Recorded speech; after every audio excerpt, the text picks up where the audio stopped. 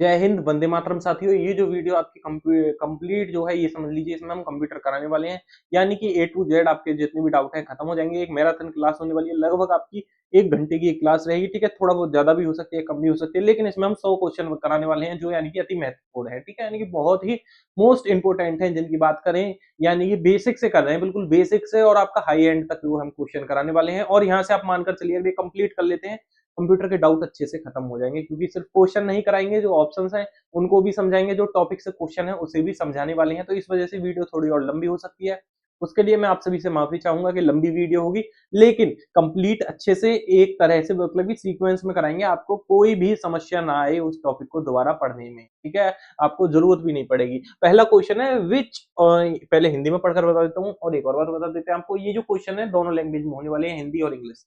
पहला क्वेश्चन है, इनमें से कौन सा कंप्यूटर हार्डवेयर नहीं है। अब कंप्यूटर हार्डवेयर इनमें से कौन सा नहीं है? Mouse, printer, monitor, excel. ये आपकी स्क्रीन पर 4 ऑप्शन है, ये आपको जो है कमेंट करके बताना है कौन सा नहीं है। देखिए थोड़ा सा अगर आप यहाँ ध्यान दें तो एक्सेल यहाँ अलग है।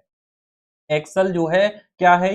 ये है आपका सॉफ्टवेयर, एक्सेल हार्डवेयर नहीं है, एक्सेल है सॉफ्टवेयर। ये ध्यान रखेंगे आप, एक्सेल है सॉफ्टवेयर, बाकी ये तीनों आपके हार्डवेयर हैं। यदि पूछें ये फंक्शन किसकी तरह करता है, एक्सेल का फंक्शन जो है, या दूसरा नाम आप पूछ बोल सकते हैं इसे स्प्रेड शीट बोलते हैं, स्प्रेड शीट। ठीक है, ये इसका दूसरा नाम है या फंक्शन भी है। अगर पूछ ले फंक्शन किसकी तरह करता है, तो स्प्रेडशीट्स की तरह फंक्शन करता है। ठीक है, एक्सेल। चलिए, क्लियर हुआ? क्लियर हुआ। अगले क्वेश्चन की ओर बढ़े, आसान है, आसानी से करेंगे। चलिए अगला क्वेश्चन देखिए, निम्न में से कौन से गुण कंप्यूटर की स्थिति के अनुरूप लचीले व्यवहार को दर्शाते हैं? लचीला व्यवहार का मतलब क्या है, थोड़ा सा आप समझेंगे। लचीला व्यवहार यानी कि फ्लेक्सिबल बिहेवियर होता क्या है, ये आपको थोड़ा सा समझना पड़ेगा, क्योंकि अब यहाँ ये है कंप्यूटर की चारों कैरेक्टरिस्टिक्स, यानी चारों विशेषताएं हैं कंप्यूटर की। लेकिन लचीला व्यवहार क्या है वो आपको समझना है, क्योंकि आपसे कैरेक्टरिस्टिक नहीं पूछेगा, आपसे पूछेगा लचीला व्यवहार। अब ये चारों क्या है वो भी मैं आपको लिख देता हूं। ये चारों हैं आपकी कैरेक्टरिस्टिक्स कंप्यूटर की। ठीक है, विशेषता, क्योंकि आपको पता भी चल जाएगा। देखिए आसान हो गया ना, कैरेक्टरिस्टिक्स हो गई ये आपकी विशेषताएं कंप्यूटर की। ठीक है, अब बात करते हैं लचीला व्यवहार कौन सा है। वो होता है आपका वर्सैटिलिटी, यानी कि बहुकौशल। बहुकौशल का मतलब है एक साथ का बहुत ज्यादा टास्क कर सकता है। ठीक है, यानी कि परफॉर्म मैनी टास्क। ठीक है, मैनी टास्क, यानी कि ये इसका बहुकौशल क्षमता हो गई। यानी कि जैसे कि गेमिंग कर सकते हैं आप पीसी पे। ठीक है, गेमिंग के साथ साथ किसी पे कॉल पे बात भी कर सकते हैं। ठीक है, जैसे गेम में किसी से कॉल पर बात करते हैं ना, वैसे ही। और चाहे तो आप वीडियो भी चला सकते हैं साइड में कंप्यूटर के, वहीं आप स्ट्रीम भी कर सकते हैं, यानी कि वीडियो को लाइव, और वहीं वीडियो एडिटिंग भी कुछ भी कर सकते हैं, यानी कि बहुत सारे एक्शन आप एक साथ कर सकते हैं कंप्यूटर पर। तो ये हो गया आपका क्या, वर्सैटिलिटी। अब ये हो गया आपका बहुकौशलता, और यही है इसकी क्या, लचीला व्यवहार, यानी कि बहुत सारे काम ये एक साथ कर सकता है। इनमें से कौन सा कार्य किसी कंप्यूटर के 4 प्रमुख डाटा प्रोसेसिंग कार्यों में से एक नहीं है? कंप्यूटर के 4 प्रमुख कार्य होते हैं, तो उसमें से डाटा प्रोसेसिंग का जो आपका पार्ट होता है उसका हिस्सा नहीं है। ठीक है, ये आपको बताना है, यानी कि which of this is not one of the 4 main data processing function of a computer. Data collection, processing data into information, analysing data और इंफॉर्मेशन, और स्टोरिंग डाटा और इंफॉर्मेशन, यानी कि डाटा एकत्र करना सबसे पहले। दूसरा, आंकड़ों के सूचनाओं में प्रोसेस करना, आंकड़ों अथवा सूचनाओं का विश्लेषण करना, आंकड़ों अथवा सूचनाओं का भंडारण करना। ठीक है, ये ऑप्शन आपकी स्क्रीन पर है। तो यहाँ अगर आप थोड़ा सा सोचे ना, आप आसानी से बता सकते हैं। ठीक है, बहुत आसानी से बता सकते हैं। कैसे? तो थोड़ा सोचिए, डाटा क्या करता है? सबसे पहले डाटा होता है प्रोसेस। तो पहला स्टेप क्या है, 4 मेन क्या क्या होते हैं वो मैं बता देता हूं आपको, बाकी फिर आप मुझे बताना आंसर क्या है। सबसे पहले क्या होता है, डाटा होता है प्रोसेस, पहला स्टेप। दूसरा, अब देखिए, सबसे पहले डाटा प्रोसेस का मतलब है डाटा कहीं से लिया और वो प्रोसेस कर लिया, यानी कि स्टोरेज में डाल दिया। उसके बाद क्या होगा, उसके बाद होगा आपका स्टोर। ठीक है, उसके बाद होगा स्टोर। क्लियर है? फिर क्या होता है आपका डाटा स्टोर। तो देखिए स्टोर भी हो गया, और स्टोर, स्टोर।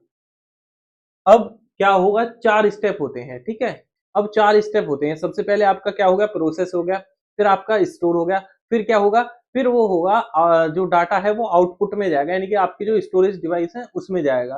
तो इसमें पार्ट कौन सा नहीं है, इसमें पार्ट कौन सा नहीं है, थोड़ा सा आप देखेंगे यहाँ क्या हो गया, फिर आपका स्टोरिंग डाटा और इन्फॉर्मेशन, देखिए डाटा कलेक्ट हो गया, ठीक है, प्रोसेस डाटा इनटू इन्फॉर्मेशन ये भी हो गया, और एनालाइज डाटा और इन्फॉर्मेशन देखिए ये कंप्यूटर नहीं करता, तो ये आपका ऑप्शन आउट हो जाएगा। और स्टोर को डाटा भी करता है, ये आप ऑप्शन से भी कर सकते हैं, ठीक है, स्टोर भी करता है, प्रोसेस भी करता है, कलेक्ट भी करता है, लेकिन एनालाइज नहीं करता, ठीक है।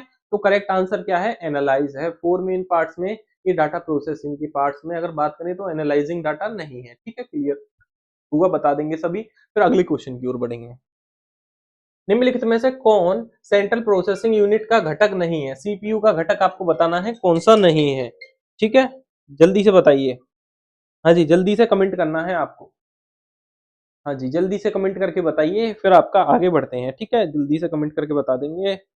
फिर देखिए सीपीयू का घटक कौन सा नहीं है, वो आपको बहुत आसान याद होना चाहिए। क्या देखिए ऑप्शन है आपके, control unit, arithmetic logic unit, registers, control bus. तो कंट्रोल बस नहीं है, ठीक है, कंट्रोल बस नहीं है सीपीयू का हिस्सा, ध्यान रखेंगे क्या नहीं है। बाकी जो है आपके तीनों सीपीयू के हिस्सा है, ये आपको ध्यान रखना है। अब पूछ ले आपका कंट्रोल बस क्या है, ठीक है, कंट्रोल बस क्या है, तो ये क्या है आपको क्या याद रखना है, तो ये टोपोलॉजी होती है, उसमें आप बस टोपोलॉजी होती है, तो वही है। ये जो आपके कंप्यूटर्स होते हैं उन्हें इंटरकनेक्ट करने में काम आता है, यानी कि काफी कंप्यूटर्स हैं उन्हें कनेक्ट करने में कंट्रोल बस का जो है हम यूज करते हैं। ये क्या करता है, ये कंट्रोल करता है आपके सिग्नल्स जो कंप्यूटर के बीच होते हैं ना, सिग्नल्स को सीपीयू से जाता है सिग्नल, उस सिग्नल को जो कंट्रोल करता है वही आपका जो मेनली यूज होता है कंट्रोल बस, सिस्टम को और सीपीयू को कनेक्ट करने में हेल्प करता है, ठीक है, और सिस्टम से सिस्टम भी कनेक्ट करेंगे, वहां भी आपका जो है कंट्रोल बस यूज होता है। तो ध्यान रखेंगे क्या काम है आपका कंट्रोल बस का, आप समझ में आ गया क्या काम है जी, वही के आपके जो है कंट्रोल सिग्नल्स। तो यहाँ लिख सकते हैं क्या कर सकता है, करता है कंट्रोल सिग्नल्स, क्लियर हुआ। तो क्वेश्चन है आराम से कराएंगे, कोई जल्दबाजी नहीं है। चलिए आगे बढ़ते हैं। देखिए अगला क्वेश्चन आपकी स्क्रीन पर है, ये आप बड़ी आसानी से कर सकते हैं, मैं पढ़कर बता देता हूं। कंप्यूटरों के संदर्भ में पोस्ट का क्या अर्थ है, पोस्ट, पोस्ट का अर्थ यानी कि पोस्ट के फुल फॉर्म पूछी है, तो ये आपको थोड़ा सा हार्ड लगेगा, तो मैं बता देता हूं। ये होता है आपका ऑप्शंस है, power on self test, power on system test, post operation system operating system test, या प्री ऑपरेटिंग सिस्टम टेस्ट। देखिए अब ये तो दो तो नहीं होने वाले, इसमें जो है आपका नहीं होंगे बिल्कुल, प्री पोस्ट ऑपरेटिंग सिस्टम तो आपके नहीं होंगे। तो आपके बचे कौन कौन से, power on self test, power on system test.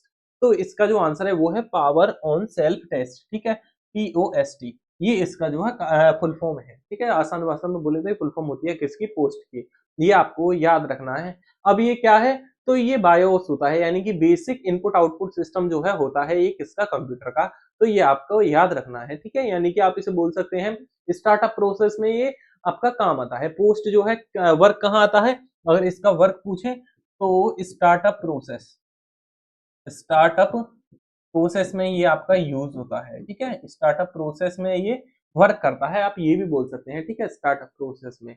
बताइए क्लियर हुआ, फिर आगे बढ़ते हैं, अगला क्वेश्चन देखिए। हाँ जी, निम्नलिखित में से कौन सा कंप्यूटर का एक घटक नहीं है, ये आप मुझे बताएंगे कंप्यूटर का घटक नहीं है।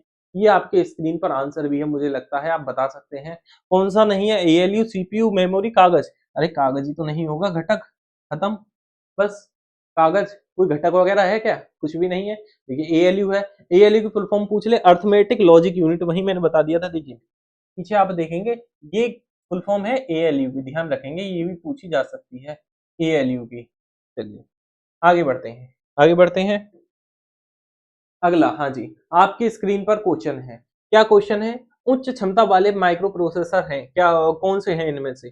देखिए पेंटियम के जितने भी हैं वो आपके उच्च क्षमता वाले ही होते हैं, ठीक है, पेंटियम के उच्च क्षमता यानी कि हाई पावर माइक्रो प्रोसेसर, यानी कि हाई पावर यानी कि पावर ज्यादा लेने वाले प्रोसेसर होते हैं।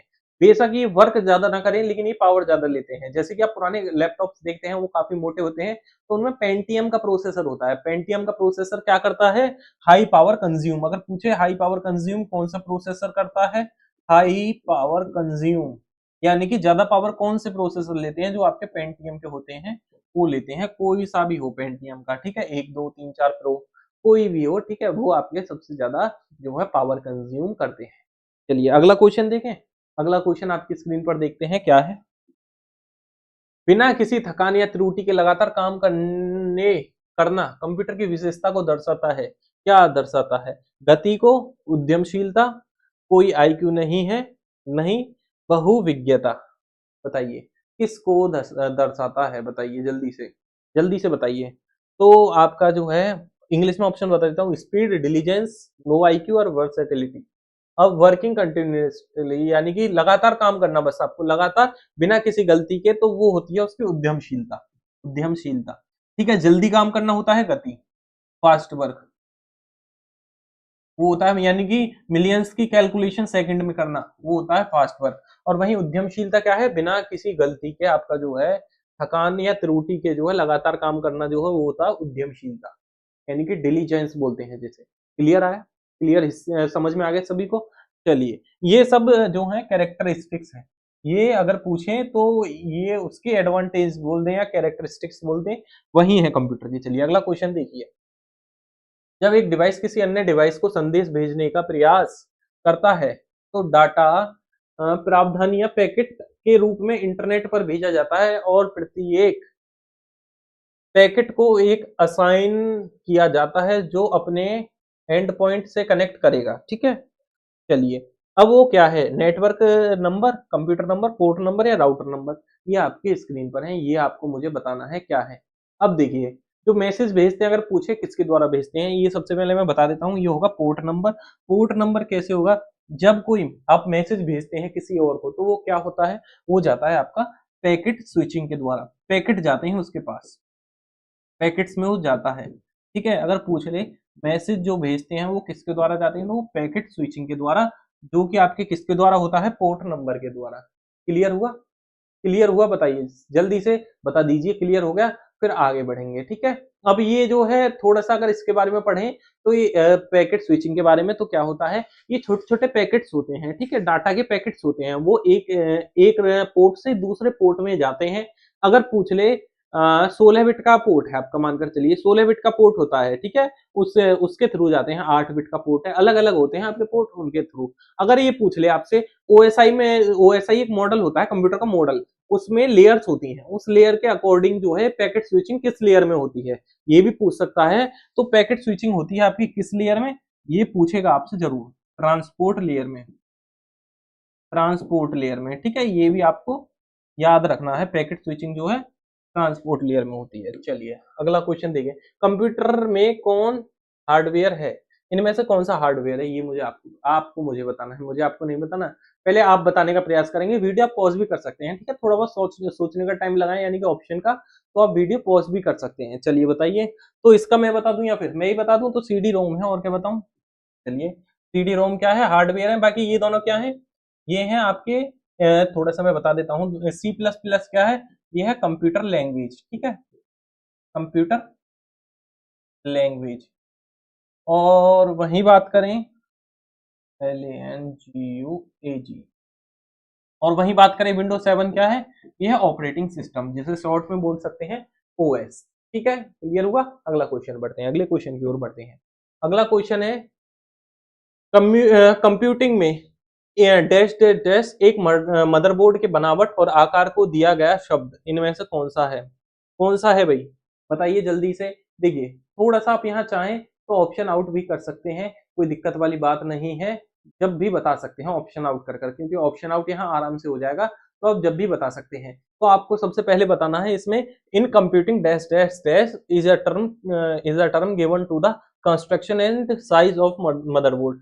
जो फॉर्म फैक्टर है ना, यही डिसाइड करता है आपके जो मदरबोर्ड है उसके साइज और बनावट को, ठीक है। क्या करता है? और जो आपका फॉर्म फैक्टर है, ध्यान रखेंगे। अब इसमें फॉर्म फैक्टर में, अब ये थोड़ा सा आप ये देख लेंगे किस में यूज होता है, तो सीपीयू होता है ना उसके सिस्टम डिजाइन में, सिस्टम डिजाइन में ये आपका वर्क करता है फॉर्म फैक्टर, ठीक है, सिस्टम डिजाइन में, ये आपको याद रखना है। सीपीयू एएलयू तो हो ही नहीं सकते, ठीक है, ये तो आपके मेनली टर्म फैक्टर है, टर्म फैक्टर यहाँ यूज नहीं करता, टर्म फैक्टर नहीं यूज होता है यहाँ, साइज में जो है फॉर्म फैक्टर यूज होता है, ठीक है, ध्यान रखेंगे सभी। बताइए सभी ध्यान रखेंगे आसानी से, तो आगे बढ़ेंगे फिर। हाँ जी दिख रहा है। चलिए बायोस की भूमिका का वर्णन करता है, इनमें से 4 आपको ऑप्शन दिए गए हैं, उनमें से पूछा है जो बायोस की जो आपकी भूमि का वर्णन करता है, कौन सा ऑप्शन करता है? तो मैं चारों ऑप्शन पढ़कर बता देता हूँ। बायोस क्या होता है? बायोस की फुल फॉर्म सबसे पहले आपको पता होना चाहिए, basic basic input output system, ये बायोस होता है। क्या होता है बायोस की फुल फॉर्म? याद रखेंगे? चलिए अब थोड़ा सा पढ़ लेंगे। It is used in the creation of dynamic interactive web server application. बिल्कुल नहीं, वेब सर्वर एप्लीकेशन में नहीं यूज होता। It is a program that execute from ROM when the computer is turned on. बिल्कुल जी, यही है आपका बेसिक इनपुट आउटपुट सिस्टम। तो इनपुट आउटपुट में आपका टर्न ऑन होता है। बाकी और पढ़ लेंगे। It is use to represent data graphically. नहीं, डाटा में तो कहीं वर्क नहीं करता। यहाँ क्या वर्क करेगा? यहाँ आपका चार्ट करेगा, ठीक है, चार्ट डाटा को ग्राफ में। और इसका मैं बताऊं आपको इंटरैक्टिव वेब सर्वर एप्लीकेशंस, तो क्रिएशन वेब ये क्या, ये किससे होते हैं आपके? ये कंप्यूटर लैंग्वेज से यूज होते हैं, ठीक है, कंप्यूटर लैंग्वेज जैसे कि जावा वगैरह हो गई, ठीक है, उनसे आपका जो है एप्लीकेशन सर्वर वगैरह जो है एसक्यूएल सर्वर हो गए, वो वहां यूज होते हैं। चलिए, it is a discrete operating system for mobile handle devices. No, ये क्या, वो क्या होता है? वो होता है आपका एंड्रॉइड, ठीक है, एंड्रॉइड जैसे कि हो गया, मैक ओएस हो गया, ये होते हैं आपके, ठीक है। यानी कि मोबाइल हस्तधारित डिवाइसों के लिए यह एक असतत ऑपरेटिंग सिस्टम है। बिल्कुल नहीं जी। चलिए आगे बढ़े, आगे बढ़ते हैं। कंट्रोल यूनिट को कंप्यूटर का डेस्क डेस्क डेस्क कहा जाता है। जो आपकी कंट्रोल यूनिट है उसे क्या कहा जाता है, ये आपको बताना है। बताइए, कंट्रोल यूनिट को क्या कहा जाता है? तो इसे कहा जाता है, यहां मैं लिख देता हूं, ब्रेन। ब्रेन देख लेंगे कहां पर है, ब्रेन ऑफ कंप्यूटर, ये ध्यान रखना है, हार्ट नहीं कहा जाता।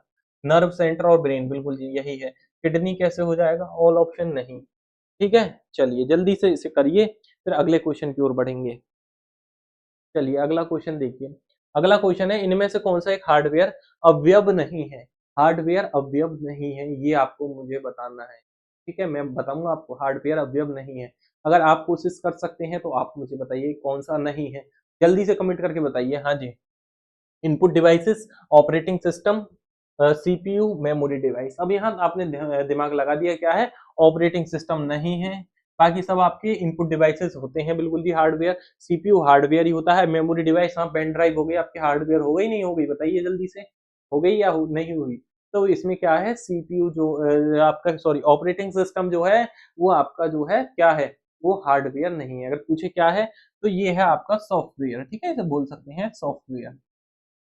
सॉफ्टवेयर या इसे ऑपरेटिंग सिस्टम ही बोलते हैं। ऑपरेटिंग सिस्टम क्या है? जो कंप्लीट जो है प्रोग्राम, अगर ये पूछे हेल्प इसका यूज क्या है, क्या मदद करता है, तो प्रोग्राम रन करने में, ठीक है, प्रोग्राम रन करने में, ठीक है, प्रोग्राम रन करने में।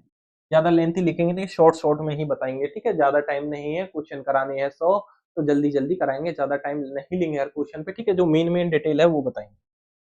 डाटा के प्रवाह में अंतर की भरपाई के लिए उपयोग की जाने वाली स्टोरेज डिवाइस को क्या कहा जाता है? Main memory, auxiliary memory, buffer, more than one, और द अबव ऑप्शन। देखिए ये तो है नहीं, तो है सीधा बफर, बफर है, ठीक है। मेन मेमोरी में क्या है, आपका डाटा स्टोर होता है। ऑक्सिलरी मेमोरी है, सहायक मेमोरी अलग बाहर से लगाते हैं आप, ठीक है। और वो क्या होता है, बफर। बफर जो आपकी मेनली किसमें आप काम कर सकती है, वो है आपके, ये समझिए, एक टेम्परेरी स्टोरेज है, ठीक है। बफर क्या है? एक temporary storage area, temporary storage area है, क्या है, बफर। जो आपकी एक जब जरूरत पड़ती है, जब भी आपका जो है काम करती है, ठीक है, जब जरूरत पड़ेगी और मेमोरी की, जब भी आपका जो है ये काम करती है, क्या, बफर। चलिए अगले क्वेश्चन की ओर बढ़े, अगला क्वेश्चन देखते हैं। हाँ जी, यदि आप अपने पीसी की कार्य क्षमता को बेहतर करना चाहते हैं तो आपको निम्नलिखित में से क्या अपग्रेड करना पड़ेगा? बताइए। हाँ जी, क्या अपग्रेड करना पड़ेगा? CPU, monitor, keyboard, none of this. CPU upgrade कर दीजिए। सीपीयू अपग्रेड कर देंगे तो क्या होगा? बताइए मुझे जल्दी से, क्या होगा सीपीयू अपग्रेड करने के बाद? तो आपके जो कंप्यूटर है ना, उसकी कार्य क्षमता काफी बढ़ जाएगी। अब सीपीयू में क्या अपग्रेड कर सकते हैं, थोड़ा सा ही मैं बताऊं। अगर पूछ ले क्या अपग्रेड कर ले सीपीयू में, वो पूछ ले, चलिए अपग्रेड कर दिया, क्या अपग्रेड करेंगे? तो आप जो है सीपीयू में क्या क्या अपग्रेड कर सकते हैं, एक तो प्रोसेसर हो गया, ठीक है, प्रोसेसर परफॉर्मेंस के लिए प्रोसेसर हो गया, प्रोसेसर, स्टोरेज, रैम, ठीक है, और भी हैं, ठीक है, मेनली यही है, मेनली यही है। अगला क्वेश्चन देखिए, कंप्यूटर चिप का दूसरा नाम क्या है? कंप्यूटर चिप का दूसरा नाम होता है माइक्रो चिप, ठीक है, मदरबोर्ड नहीं होता, सीपीयू नहीं होता, माइक्रो प्रोसेसर नहीं होता, कंप्यूटर चिप, माइक्रो चिप, ये भी आप बोल सकते हैं, चिप आ रहा है ना। मदरबोर्ड क्या है? मदरबोर्ड है आपका कंप्यूटर का पूरा जो है आपका, ये समझ लीजिए मदरबोर्ड पूरा एक तरह से जो है, अगर मैं आसान भाषा में कहूँ तो एक तरह से घर होता है ना, घर में कमरे, कमरे मान लीजिए आप, मदरबोर्ड, कमरे के बिना घर नहीं है, मदरबोर्ड के बिना कंप्यूटर नहीं है, खाली डिब्बा ही है, कमरे के बिना ये समझ लीजिए खाली घर जो है डब्बा ही रहता है। तो सेम यही मदरबोर्ड का काम है, यानी कि कंप्यूटर के हर फंक्शन को वर्क कराना जो मदरबोर्ड का काम है। वहीं सीपीयू, सीपीयू क्या है? वो सेंट्रल प्रोसेसिंग यूनिट, यानी कि एक आपका हार्डवेयर डिवाइस है जो कंप्यूटर का है, आप इसे बोल सकते हैं हार्ट भी बोल सकते हैं, ब्रेन भी बोल सकते हैं, ठीक है, जो है सीपीयू सब कुछ है कंप्यूटर का।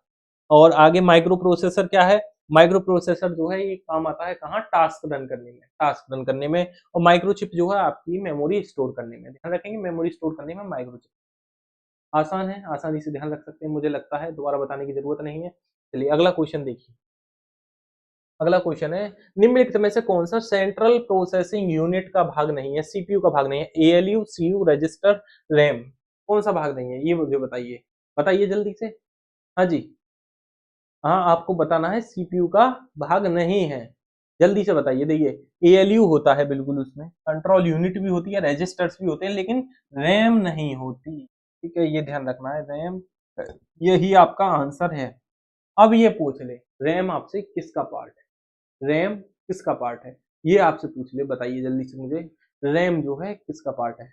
रैम देखिए मेनली होती है आपके सीपीयू के अंदर है, ठीक है, लेकिन पार्ट नहीं है, कंपोनेंट बोले ना, कंपोनेंट आपके होते हैं एएलयू, सीयू और रजिस्टर, ठीक है। मेनली जो रैम है आपकी, ये सीपीयू का नहीं है, ये क्या है? ये आपकी मेन मेमोरी है, ठीक है, मेन मेमोरी है। और इसे जो है आप ये समझ लीजिए टास्क रन करने में आपकी काम आती है, रैम की फुल फॉर्म भी है, या रैंडम एक्सेस मेमोरी, ये भी आपको ध्यान रखना है, ठीक है। चलिए अगले क्वेश्चन की ओर बढ़े, और कुछ इसमें अगर डाउट वगैरह हो कमेंट करके हम बता सकते हैं, ठीक है। चैनल पर नए हैं तो सब्सक्राइब जरूर कर लें चैनल को, ताकि कोई भी और लेटेस्ट अपडेट आपको सबसे पहले मिले, और जो कंप्यूटर की क्लास चल रही है उन्हें देखने के लिए। चलिए आगे बढ़िए, निम्नलिखित में से किस डिजिटल कंप्यूटर का आविष्कार हॉवर्ड एकिन ने किया? हॉवर्ड एकिन ने किसका किया? तो हॉवर्ड का नाम से रिलेटेड देख लीजिए, इसमें किसमें कौन सा है?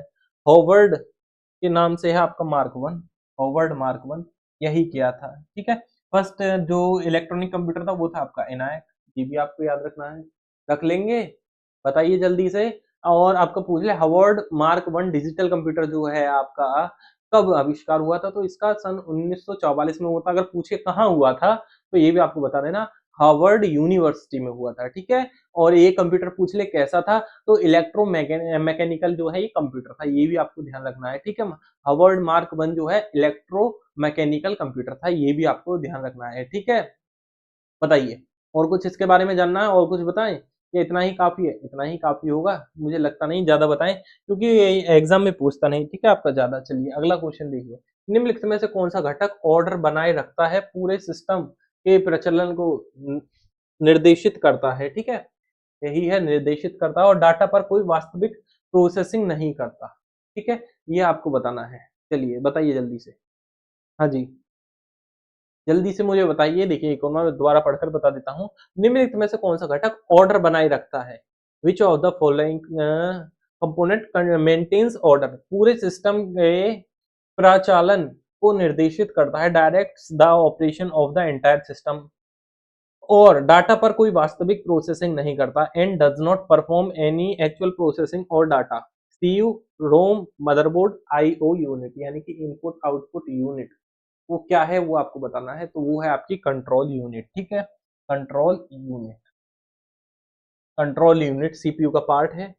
ये क्या करती है आपका, ये क्या करती है, ये ऑर्डर भी बनाए रखती है, पूरे सिस्टम का प्रचालन को भी निर्देशित करती है, और डाटा पर कोई वास्तविक प्रोसेसिंग नहीं करती, जो कंट्रोल यूनिट होती है। इसे आसान भाषा में सीयू बोलते हैं, ठीक है। और ये कंपोनेंट किसका है ये भी याद रखना है, वो है सेंट्रल प्रोसेसिंग यूनिट का, ठीक है, यानी कि सीपीयू का कंपोनेंट है। क्लियर हुआ। और इससे इंटर रिलेटेड क्या है, इंटर रिलेटेड या कनेक्टेड किससे होती है, तो ALU से होती है, इंटरकनेक्ट यानी कि अर्थमेटिक लॉजिक यूनिट से आपकी ये कनेक्ट होती है। ठीक है, क्लियर हुआ। आगे बढ़े, अब अगला क्वेश्चन देखते हैं। अगला क्वेश्चन ये तो बता दिया, यही है विभिन्न सभ्य समस्या को हल लचीलापन, यही है बहुविज्ञता, वर्सेटिलिटी। ठीक है, आपको बता दिया है। चलिए अगला क्वेश्चन देखिए। प्रोसेसर बस की कनेक्टिविटी बढ़ाने के लिए हम किसका उपयोग करते हैं, PCI बस और मल्टीपल बस, SCSI बस, more than one of the अब बताइए जल्दी से कौन सी बस का प्रयोग करते हैं, ये आपको हमें बताना है, जल्दी से बताइए। चलिए थोड़ा सा मैं बता देता हूँ, इसमें जो है प्रोसेसर बस को कनेक्टिविटी बढ़ाने के लिए हम जो है PCI बस का यूज करते हैं। PCI बस का ध्यान रखना है, यूज करते हैं। अगर फुल फॉर्म पूछ ले PCI बस की क्या होती है, आप थोड़ा सा यहाँ भी एक बात याद रख सकते हैं, फुल फॉर्म नहीं है, बस याद करने के लिए। प्रोसेसिंग जो है आपका प्रोसेसर बस को कनेक्टिविटी बढ़ाने के लिए, यानी कि प्रोसेसर कनेक्टिविटी, पीसी की आप ऐसे भी याद रख सकते हैं। ठीक है, PCI बस। अब फुल फॉर्म क्या होती है, वो होती है पेरिफेरल कंपोनेंट इंटरकनेक्ट बस। ठीक है, क्या पेरिफेरल फेरल पेरिफेरल। ठीक है, पी से तो आपका पेरिफेरल हो गया, सी से हो गया कंपोनेंट, और आई से क्या होगा इंटरकनेक्ट, और बी से हो गया बस। ठीक है, पेरिफेरल इंटरकनेक्ट,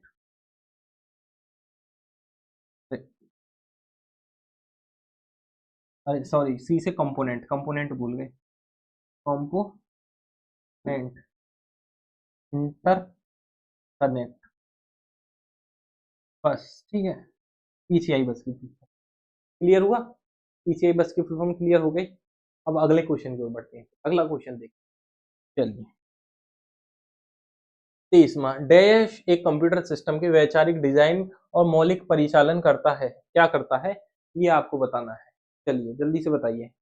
हाँ जी, कंप्यूटर डिजाइन क्या करता है, तो वो क्या करता है, जो कंप्यूटर का आर्किटेक्चर है, आर्किटेक्चर कंप्यूटर डिजाइन में वर्क आता है। ज्यादा इसमें क्या पढ़ना, बस ये आपको ध्यान रखना है। आर्किटेक्चर यानी कि वो होता है जो कंप्यूटर का आपका पहले ही एक मूल रूप बनकर तैयार हो जाए कि ऐसा आपका कंप्यूटर होगा, तो वही होता है कंप्यूटर आर्किटेक्चर। ठीक है, मूल रूप जो तैयार करता है। चलिए आगे। हाँ जी, 24वां, किसी कंप्यूटर में CPU का घटक कौन से होते हैं, input output processing control unit, primary या secondary control unit, arithmetic logic unit और रजिस्टर, या फिर नन ऑफ द, यही आपके कंट्रोल यूनिट, ALU और रजिस्टर्स। ठीक है, तो ये CPU के घटक हो गए। ठीक है, तीनों घटक हैं CPU, ध्यान रखना है। अगले क्वेश्चन की ओर बढ़े, अगला क्वेश्चन देखते हैं। 25वां क्वेश्चन आपकी स्क्रीन पर, कंप्यूटर संसाधक के संदर्भ में ALU का पूर्ण रूप क्या है, अर्थमेटिक लॉजिक यूनिट, ये मैंने करा दिया है। आगे बढ़ते हैं, 26वां क्वेश्चन। 26वां देखेंगे आप अपनी स्क्रीन पर। 26वां क्वेश्चन बोला, वह रजिस्टर जिसमें अलग इंस्ट्रक्शन जो एग्जीक्यूट होने वाला होता है उसे एड्रेस होता है, उसका एड्रेस होता है कहलाता है। The register that contains the address of the next instruction to be executed is called, वो क्या है। देखिए मैं थोड़ा सा आपको बताऊं, मैं मेनली जो है हिंदी पढ़ने में थोड़ी मिस्टेक्स ही हो जाती है, लेकिन इंग्लिश में आराम से कोई दिक्कत नहीं है, पढ़कर बता देता हूँ। इंग्लिश में जो है तो प्रॉब्लम है, हिंदी में ये समझिए थोड़ा हाथ तंग है, यहाँ जो है एक दो मात्रा में वहाँ प्रॉब्लम हो जाती है, तो उसके लिए आराम से कोई टेंशन नहीं। ठीक है, मैं पहले बता रहा हूँ, कभी आप बोले कि गलत बोल दिया है तो इस वजह से थोड़ा मुंह से भी उल्टा ही निकल जाता है हिंदी बोलने में। बाकी इंग्लिश में कोई दिक्कत नहीं है, आपको आराम से पढ़ा देंगे। ठीक है, तो वो क्या है, वो क्या है आपको बताना है। The register that contain the address of the, देखिए एड्रेस क्या, एड्रेस कंटेन क्या करता है, वो करता है आपका प्रोग्राम काउंटर, यहीं से आपको याद हो जाना चाहिए। ठीक है, एड्रेस प्रोग्राम से रिलेटेड करें। ठीक है, प्रोग्राम रिलेटेड होता है, इसे आराम से आसान भाषा में आप क्या बोल सकते हैं, प्रोग्राम काउंटर को पीसी, पीसी, तो पीसी यहाँ यूज हो गया किसमें, रजिस्टर यानी कि सीपीयू में, पीसी सीपी। ठीक है, ऐसे याद रख सकते हैं आप। रजिस्टर कनेक्ट किससे है, प्रोग्राम काउंटर से, ध्यान रखेंगे। अब आगे बढ़ते हैं। ठीक है, आगे बढ़ते हैं, अगला क्वेश्चन देखते हैं। निम्नलिखित में से कौन से इंस्ट्रक्शन सेट आर्किटेक्चर के दो मान्य प्रकार हैं, which one of the following are the two valid types of instruction set architecture. ठीक है, अब यहाँ देखिए, अब आपको क्या करा, अब जी देखिए ऑप्शन आपको बिल्कुल सेम दे दिए, तो वो क्या है अब आपको बताना है। देखिए six and risk, six and risk, six and risk, six and risk, ये बताइए। देखिए ये तो कुछ भी नहीं होता सिस रिस्क, ठीक है, ये तो हटा दीजिए। रिस्क और बिल्कुल नहीं होता, रिस्क हटा दें, रिस्क तो कुछ होता ही नहीं, तो यही है सिस्क और रिस्क सी। CISC RISC, ठीक है, क्या CISC RISC जो है ये आपका जो है होते हैं, क्लियर। अब RISC और CISC के फुल फॉर्म पूछ ले तो RISC को आप क्या पढ़ सकते हैं, आप बोल सकते हैं कॉम्प्लेक्स इंस्ट्रक्शन सेट कंप्यूटर, ठीक है, क्या कॉम्प्लेक्स यानी कि उलझे हुए, इंस्ट्रक्शन यानी कि प्रोग्राम, सेट उनका सेट, और क्या सी से कंप्यूटर, और इसका रिड्यूस इंस्ट्रक्शन सेट कंप्यूटर यानी कि घटते हुए। तो ये दोनों जो है आपके क्या होते हैं, ये आर्किटेक्चर के दो मान्य जो प्रकार होते हैं, यानी कि आपका रिड्यूस भी करते हैं और कॉम्प्लेक्स समस्या को सॉल्व करने के काम आते हैं, ठीक है। चलिए आगे, which one of the following statement is incorrect? Software cannot be transmitted electronically. Hardware is any physical device is used or with your machine. All software utilize at least one hardware device to operate. You can touch hardware but you cannot touch software. चलिए नीचे से पढ़ना शुरू करते हैं। You can touch hardware, क्या आप hardware को छू सकते हैं? ये मेरा ये बोर्ड जो है पढ़ाने वाला हार्डवेयर है, मैंने तो छू दिया, देखिए पढ़ा रहा हूं मैं आपको, ठीक है, छू सकते हैं। लेकिन क्या सॉफ्टवेयर को छू सकते हैं? अब ये बोर्ड जो है इसके ये जो स्क्रीन पर लेयर है लेकिन इसके अंदर मैं नहीं छू सकता, तो पहला बिल्कुल सही बोल रहा है, ठीक है। गलत हमें छांटना है तो गलत में मैं सर्कल करूंगा, सही जो है वो all software utilize at least one hardware, बिल्कुल जी एक हार्डवेयर तो चाहिए, एक हार्डवेयर तो मेरा यही हो गया। अगर आप लैपटॉप भी खोलेंगे तो सीपीयू तो चाहिए, सीपीयू आपका हार्डवेयर बन गया, मॉनिटर चाहिए वो भी हार्डवेयर, एक मोबाइल है, मोबाइल क्या है वो हार्डवेयर है, एक हार्डवेयर तो चाहिए कम से कम एक प्रोग्राम रन करने के लिए, वरना किस पर रन करेंगे। Hardware is any physical device, हाँ जी, यूज इन विद और विदाउट मशीन, बिल्कुल जी बिल्कुल। प्रिंटर जो है बिना मशीन के भी यूज हो सकता है वाईफाई से कनेक्ट करके, तो आसानी से समझ गए, आगे तो मुझे बताने की जरूरत नहीं। आगे, software can not be transmitted electronically, ये गलत है। मैं आपके व्हाट्सएप पर आपको आपका सॉफ्टवेयर भेज दूंगा, वो मैंने इलेक्ट्रॉनिकली सेंड कर दिया आपके व्हाट्सएप पर, कोई भी एपीके, जैसे कि अब मेनली क्या चल रहा है आपका साइबर क्राइम में, क्या चल रहा है कि ये ऐप डाउनलोड करिए 5000 जीती है। अब आपके व्हाट्सएप पर एक ऐप करा, आपका मोबाइल हैक करा, वो कैसे भेजा आपके पास ऐप, वो भेजा इलेक्ट्रॉनिकली, ध्यान रखेंगे, ध्यान रखना पड़ेगा। चलिए आगे बढ़िए, 29वां question, CPU on a single chip is called, एक सिंगल चिप पे जो सीपीयू होता है वो क्या कहलाता है, ये मुझे आपको बताना है, मुझे आपको, आप जल्दी से मुझे इसका आंसर दीजिए, जल्दी से आंसर देंगे, जल्दी से, 1 मिनट का टाइम हो गया, हाँ जी, जल्दी से आंसर दीजिए, हाँ जी, हाँ जी। CPU on a single chip, microprocessor, microcontroller, solid state device, none of the above, देखिए नन ऑफ द अबव तो नहीं होगा, बिल्कुल जी सिंगल चिप होती है, सॉलिड स्टेट डिवाइस नहीं होगा, माइक्रो कंट्रोलर नहीं, तो माइक्रो प्रोसेसर ही होता, माइक्रो छोटा प्रोसेसर जिससे प्रोग्राम रन करे, सिंगल चिप यही होती है, ठीक है, सिंगल चिप। माइक्रो चिप वो मैंने आपको पढ़ा दिया है, ठीक है, ये है क्या है, ये single chip is called, CPU on a single chip वो क्या होता है, माइक्रो प्रोसेसर। चलिए आगे बढ़िए, without dash dash dash a system can not operate, किसके बिना नहीं ऑपरेट किया जा सकता एक सिस्टम, मुझे ये बताइए। हाँ जी, ये मैं आपके लिए छोड़ दूं क्या, बिना मदरबोर्ड के कुछ भी चीज चला लोगे आप, देखिए बिना कीबोर्ड के मैं क्या मोबाइल चला सकता हूँ, तो बिना कीबोर्ड के बिल्कुल जी चल सकता है, बिना स्पीकर के फोन का स्पीकर खराब हो जाता है तो फोन फिर भी चलता है, बिल्कुल जी, बिना माउस के, अगर आप ये समझ लीजिए अगर आपके ये समझिए माउस खराब हो जाए तो कीबोर्ड से चला लेंगे सिर्फ, हाँ जी चला लेंगे, लेकिन बिना मदरबोर्ड के चला लेंगे, जब लैपटॉप ही आपका ऑन नहीं होगा तो कैसे चला लोगे, तो यही है मदरबोर्ड के कुछ भी नहीं चल सकता कंप्यूटर में, ठीक है, मदरबोर्ड के बिना कुछ नहीं चलने वाला, ध्यान रखेंगे, ध्यान रखेंगे। चलिए आगे बढ़ते हैं, 31वां क्वेश्चन है, कंप्यूटर प्रोसेस द्वारा इंफॉर्मेशन में परिवर्तित करता है, computer process convert into information किस में करता है, नंबर डाटा इनपुट प्रोसेसर, बताइए किस में करता है, हाँ जी, आपका जो डाटा है, सॉरी, द कंप्यूटर प्रोसेस के बाद जो है कंप्यूटर जो है कन्वर्ट इनटू इंफॉर्मेशन, जो इंफॉर्मेशन में करता है वो किस फॉर्म में करता है, तो वो होता है आपका क्या, डाटा, ठीक है, वो डाटा में तो एकत्रित करता है आपकी इंफॉर्मेशन को। चलिए आगे बढ़िए, कंप्यूटर की ये डिलीजेंस विशेषता लाखों कार्यों या गणनाओं को समान और सटीकता के साथ करने की क्षमता को संदर्भित करती है, क्या है, ऑप्शंस आपके स्क्रीन पर है। अब देखिए, स्पीड है नहीं, इच्छा है नहीं, संगता है नहीं, आपका क्षमता है। अब यहाँ थोड़ा सा ध्यान देंगे, कंप्यूटर की विशेषता लाखों कार्यों या गणनाओं को समान समान इच्छा और सटीकता, इच्छा होगी नहीं, संगता, कंसिस्टेंसी और एक्यूरेसी, बिल्कुल जी कंसिस्टेंसी होगी, कंसिस्टेंसी यानी कि लगातार कर सकता है बिना थके, करते जाओ कितना भी बिना थके कर लेगा, ठीक है। आप थक जाएंगे, कंप्यूटर कभी नहीं थकता। मैं यहाँ इसे 10 घंटे ऑन कर लूं, मैं थक जाऊंगा, कंप्यूटर नहीं थकेगा। इस पे 10,000 MCQ लगा दूं मैं, ये नहीं थकने वाला। इसे तो लाइट चाहिए बस, लेकिन मुझे तो चाहिए आराम चाहिए, ठीक है, और खाना चाहिए, काफी चीजें चाहिए, लेकिन इससे कुछ नहीं चाहिए। बस आप इलेक्ट्रिसिटी दो और चलाओ, जितना चलाना है पेट भर कर चलाओ, ठीक है। तो ये होता है आपका कंसिस्टेंसी के लिए, ठीक है। चलिए, निम्नलिखित में से किस सीपीयू प्रोग्राम को निष्पादित कर सकता है? In which one of the following can the CPU execute the program? बताइए किस भाषा में? In assembly language, in symbolic language, in octal, in binary. In binary, ठीक है, यही आंसर है। बाइनरी कौन कौन से होते हैं? 0 और 1, ठीक है। तो ये ध्यान रखेंगे, बाइनरी कौन कौन से होते हैं आपके? 0 और 1 बाइनरी नंबर्स 0 और 1 होते हैं। आसान है, आसानी से बता सकते हैं, ठीक है। 0 1 क्या होता है आपके? बाइनरी में आपका कन्वर्ट करता है, खत्म। बाइनरी लैंग्वेज बोल देते हैं इसे, ठीक है, बाइनरी लैंग्वेज भी बोल देते हैं। बाइनरी लैंग्वेज में जो है आपका कन्वर्ट करता है कि हार्डवेयर कंपोनेंट का जितना भी डाटा है वहां से एकत्रित करके वो बाइनरी लैंग्वेज में आपका लेता है। और आपकी 0 और 1 जो है ये बाइनरी नंबर है, ठीक है। आगे बढ़े। और आपका ये असेंबली लैंग्वेज है, जैसे कि असेंबली और सिंबलिक लैंग्वेज अगर ये पूछे क्या है, तो ये है आपकी HLL, यानी कि हाई लेवल लैंग्वेज। ये ध्यान रखना है, क्या है?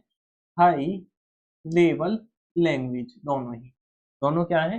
हाई लेवल लैंग्वेज है। अब ये, अब थोड़ा सा आप समझिए। अब इसने जो है ये बाइनरी कोड में इंफॉर्मेशन को हमारी कलेक्ट करी, ठीक है, बाइनरी कोड में कर ली, मानकर चलिए।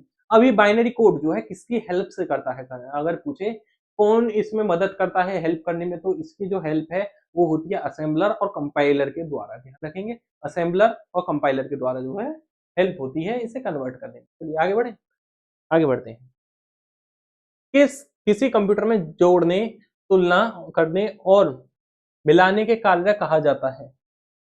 Where do the operation of adding, comparing and matching take place in a computer? क्या कहा जाता है ये आपको बताना है। ऑप्शन है आपके memory chip, CPU, floppy disk, hard disk. चलिए जल्दी से बताइए। हाँ जी, जल्दी से बताइए। 34वां क्वेश्चन आपकी स्क्रीन पर है, जल्दी से बताइए। हाँ जी, जल्दी से बता देंगे, जल्दी से कमेंट कर दीजिए। हाँ जी, क्या है आपको बताना है? तो वो क्या है? Operations of adding, compare, matching, यानी कि दो नंबर ऐड करना, मैच करना, कंपेयर करना, वो किसका पार्ट है? मेमोरी चिप का है? बिल्कुल नहीं है। सीपीयू, बिल्कुल जी। सीपीयू चिप में क्या क्या है? एएलयू है आपका, सीयू है और रजिस्टर्स हैं, ठीक है, यही तो करते हैं। रजिस्टर में ही तो ऐड और एडिशन और सब्ट्रैक्शन होता है आपका। एडिशन, सब्ट्रैक्शन, कंपेयर वगैरह जितनी भी कैलकुलेशन है वो रजिस्टर्स ही करते हैं आपके, ठीक है, ध्यान रखेंगे। चलिए आगे बढ़े, आगे बढ़ते हैं। निम्न में से कौन सा कंप्यूटर हार्डवेयर नहीं है? अभी आपको बताना है कंप्यूटर हार्डवेयर नहीं। चलिए बताइए। Printer, compiler, mouse, keyboard. Compiler ही नहीं है। कंपाइलर क्या है? मैंने बता दिया है आपको। कंपाइलर, असेंबलर, कंपाइलर क्या है? क्या है? ये वही है आपके कंप्यूटर लैंग्वेज में जो मदद करने में काम आते हैं। ह्यूमन लैंग्वेज को कंप्यूटर लैंग्वेज में और बाइनरी में मदद करने को जो काम आता है वो क्या किसका होता है? वो होता है आपका कंपाइलर का, ठीक है। किसका कार्य होता है? कंपाइलर का। ध्यान रखेंगे, बताइए, आसानी से ध्यान रहेगा, आसानी से ध्यान रहेगा। चलिए आगे बढ़े, फिर आगे बढ़ते हैं। डाटा प्रशासन, सॉरी, प्रसंस्करण, डाटा प्रोसेसिंग अपूर्ण डाटा को में परिवर्तन कर को संदर्भित करता है, यानी कि data processing refers to the transformation of incomplete data into analog data, discrete data, information, binary data. बताइए मुझे, जल्दी से बताइए। हाँ जी, जल्दी से बताइए। 36वें का आंसर जल्दी से बताइए। डाटा प्रोसेसिंग जो है रेफर्स क्या है? डाटा जो ट्रांसफॉर्मेशन आपकी इनकम्प्लीट डाटा होती है वो किस में होती है? जल्दी से बताइए। तो वो किस में होती है आपकी? जल्दी से। तो वो होती है इंफॉर्मेशन, ठीक है, वो इंफॉर्मेशन के रूप में ही तो आपका रखता है डाटा को। चलिए आगे बढ़िए। चलो बाकी ऑप्शन में आपको बता देता हूँ। बाइनरी डाटा, देखिए ये तीनों डाटा के प्रकार हैं, analog data, discrete data, binary data, ठीक है, ये नहीं है। इंफॉर्मेशन जो है वही है आपके refers to the transformation of incomplete data into information. चलिए, निम्नलिखित में से सीपीयू का कौन सा भाग एएलयू क्रिया विधि के दौरान अस्थायी रूप से आंकड़ों का संग्रहण करता है? विच one of the following component of CPU temporary store data from ALU operation, यानी कि एएलयू जो ऑपरेशन होते हैं उसके जो उनमें मदद करता है कंपोनेंट, टेम्परेरी कंपोनेंट बोलते हैं, वो क्या है? तो वो होते हैं रजिस्टर्स, ठीक है, वो होते हैं रजिस्टर। ध्यान रखेंगे, ध्यान रखना पड़ेगा, वरना बात बिगड़ जाएगी ध्यान नहीं रखेंगे तो, ठीक है, ये आपको याद रखना है। चलिए आगे बढ़िए। कंप्यूटर में बस क्या है? कंप्यूटर में बस मैंने आपको बता दिया, बहुत सारे कंप्यूटर को ऐसे एक सिंगल से कनेक्ट करना, यानी कि ऐसे बस, ये बन गई बस। एक कंप्यूटर यहाँ कनेक्ट हुआ, एक यहाँ कनेक्ट, एक यहाँ कनेक्ट हुआ, एक यहाँ कनेक्ट। अगर ये पूछ ले क्या है तो ये टोपोलॉजी का टाइप भी है, bus topology indicates data item not a set of physical wires that transmit information, बिल्कुल जी। Indicates an address item, no. Has become a synonym for a file, present, नहीं। यानी कि अब यहाँ से एक मानकर चलिए पीसी नंबर 1 है, इसमें आप 2 में डाटा यहीं बैठे बैठे भेज सकते हैं। ये मेनली कंपनीज में यूज होते हैं, आपकी बस वगैरह टोपोलॉजी जितनी भी है वो कंपनी में यूज होती है, तो 1 से 2 में आपने भेज दिया। चलिए आगे बढ़िए। एएलयू आमतौर पर संकार्य ऑपरेंड्स और परिणामों को स्टोर करने के लिए संचयक एक्यूमुलेटर का उपयोग करता है। निम्नलिखित में से कौन सा विकल्प संचयक का सही वर्णन करता है? संचयक यानी कि संचयक क्या बोलते हैं, जो है एक्यूमुलेटर। एक्यूमुलेटर का कौन सा सही जो है आपका वर्णन करता है, ये आपको बताना है, जल्दी से बताइए। हाँ जी, तो वो क्या है, वो भी आपका जो है सीधा सीधा रजिस्टर है। ठीक है, देखिए मेन मेमोरी, सेकेंडरी मेमोरी, ये मेमोरी के टाइप है। प्रोसेसिंग यूनिट, ये सीपीयू, जो सीपीयू में आपका वर्क करता है वो है, लेकिन रजिस्टर जो है कंपोनेंट है सीपीयू का। ठीक है, accumulator to store operands. Operands क्या है? ऑपरेंड्स पूछ ले आपके, ये रजिस्टर में मैंने बताया था ना, क्या होती है रजिस्टर में, कैलकुलेशन होती है रजिस्टर में। ठीक है, रजिस्टर क्या करता है, कैलकुलेशन में। वही ऑपरेंड्स बोलने आपके क्या होता है, ऑपरेंड्स जो है प्लस, माइनस, इक्वल, गुणा, भाग। ठीक है, ये होते हैं आपके ऑपरेंड। एंड और ऑपरेंड बोल, ठीक है, ऑपरेशन जो है एंड ऑपरेशन और ऑपरेशन, ये जितने भी हैं इसके ऑपरेंड्स में ही आपके आते हैं। ध्यान रखेंगे, ध्यान रखिए। चलिए, निम्नलिखित में से सीपीयू की सीधी पहुंच एक्सेस होती है, निम्नलिखित में से किस मेमोरी में सीपीयू की सीधी, which one of the following memories is directly accessible by the CPU, यानी कि जिसे सीपीयू डायरेक्ट एक्सेस कर सकता है, वो कौन सी मेमोरी, ये मुझे बताइए। हाँ जी, कौन सी है? Hard disk, magnet tape, DVD, RAM, इनमें अलग कौन सी लग रही है आपको, मुझे ये बताइए, अलग कौन सी लग रही है? इसमें अलग लग रही है रैम, यही है तो रैम, क्योंकि बस इसे ही एक्सेस कर सकता है। बाकी अगर आपने अपने कंप्यूटर में पोर्ट नहीं है तो एक्सेस कैसे कर लेगा, पोर्ट खराब है तो एक्सेस कैसे कर लेगा सीपीयू। लेकिन अगर सीपीयू ने रैम एक्सेस नहीं करी तो सीपीयू आपका उठेगा ही नहीं, जब रैम ही नहीं है तो वो टास्क किस में रन करेगा, टास्क रन करता है रैम में। और इसका जो है ये डायरेक्टली एक्सेस बाय सीपीयू, यानी कि सीपीयू से ही एक्सेस होती है, और किससे हुई, और किसी से हो ही नहीं सकती रैम। टास्क रन करते हैं तो सीपीयू को परमिशन चाहिए रैम को चलाने की। ठीक है, चलिए आगे बढ़िए। निम्नलिखित में से कौन सा या से एम्बेडेड सिस्टम में माइक्रो कंट्रोलर के प्रकार हैं, माइक्रो कंट्रोलर के? 8051 पीआईसी, आर्म, एवीआर, ठीक है, और या फिर आपके सीपीयू, रैम, रोम, इनपुट आउटपुट। तो यही है, ए ही आपके सिर्फ प्रकार हैं किसके, माइक्रो कंट्रोलर के, तो ओनली ए कर दीजिए इसका। ठीक है, याद रखेंगे 801 पीआईसी, आर्म और एवीआर। ठीक है, चलिए आगे। स्टोर्ड प्रोग्राम आर्किटेक्चर की अवधारणा जिसने आधुनिक कंप्यूटिंग में बहुत प्रभावित किया, सबसे पहले निम्नलिखित में से किस अग्रदूत द्वारा व्यक्त की गई? हाँ जी, बताइए।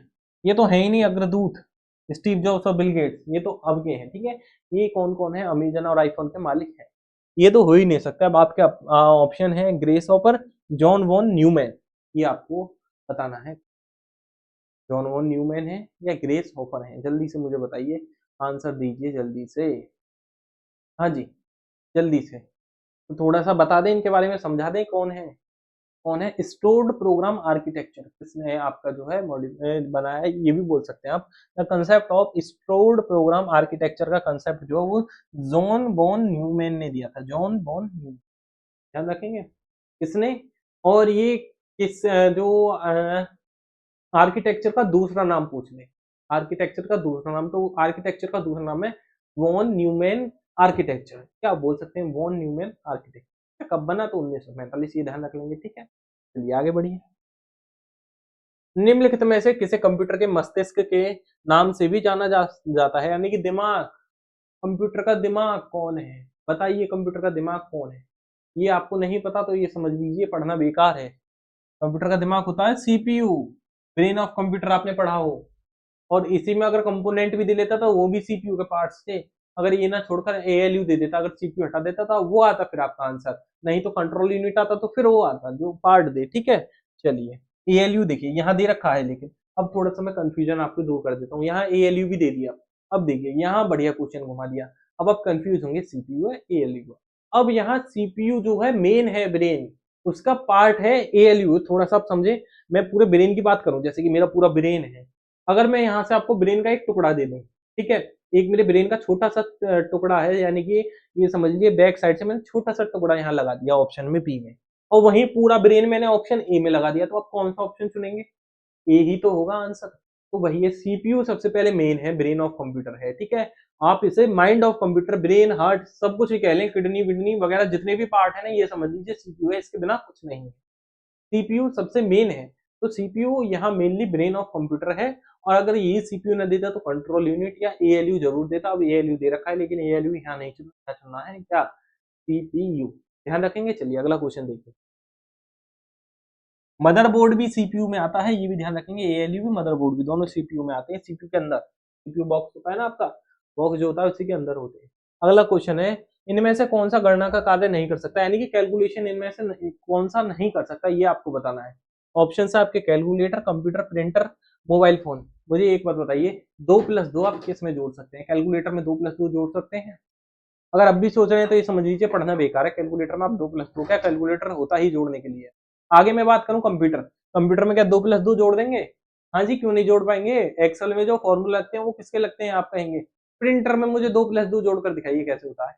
ऐसा मत करना पेज पर 2+2 4 लिखकर बता दो, ऐसा नहीं है। प्रिंटर में जो है, प्रिंटर कहाँ से करेगा कैलकुलेशन? प्रिंटर का तो काम ही प्रिंटिंग और स्कैनिंग है जी बिल्कुल। मोबाइल फोन में 2+2 जोड़ देंगे? अरे मोबाइल फोन में 2+2 क्या, 2000 प्लस 4000 क्या, 2000 प्लस आप ये समझिए 36 लाख 50 लाख, कुछ भी गुणा करवा लो, जोड़ने की तो बहुत दूर बात है।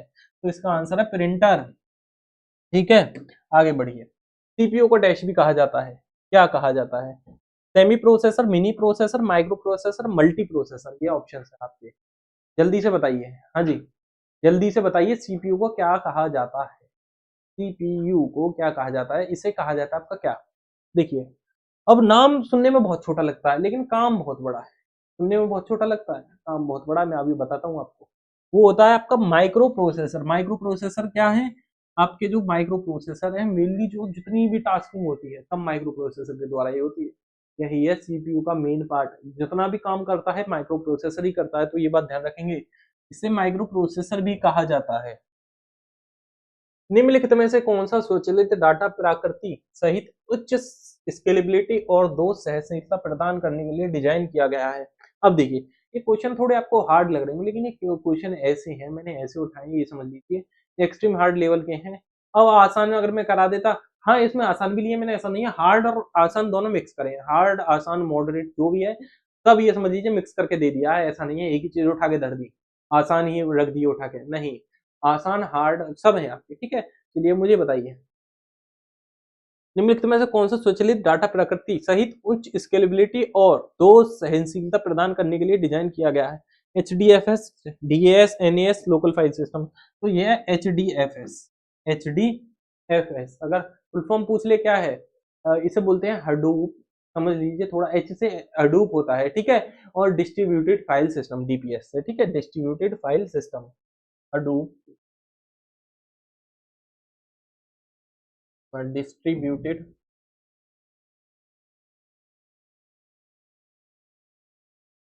File system. ये मक्खी बड़ी परेशान कर रही है बीच क्लास में, बहुत परेशान कर रखा है इसने। चलो आगे बढ़ते हैं, ठीक है, अगला क्वेश्चन देख। मदरबोर्ड में वह क्या होता है जो सीपीयू को मदरबोर्ड के अन्य घटकों से जोड़ता है? क्या होता है बताइए जल्दी से।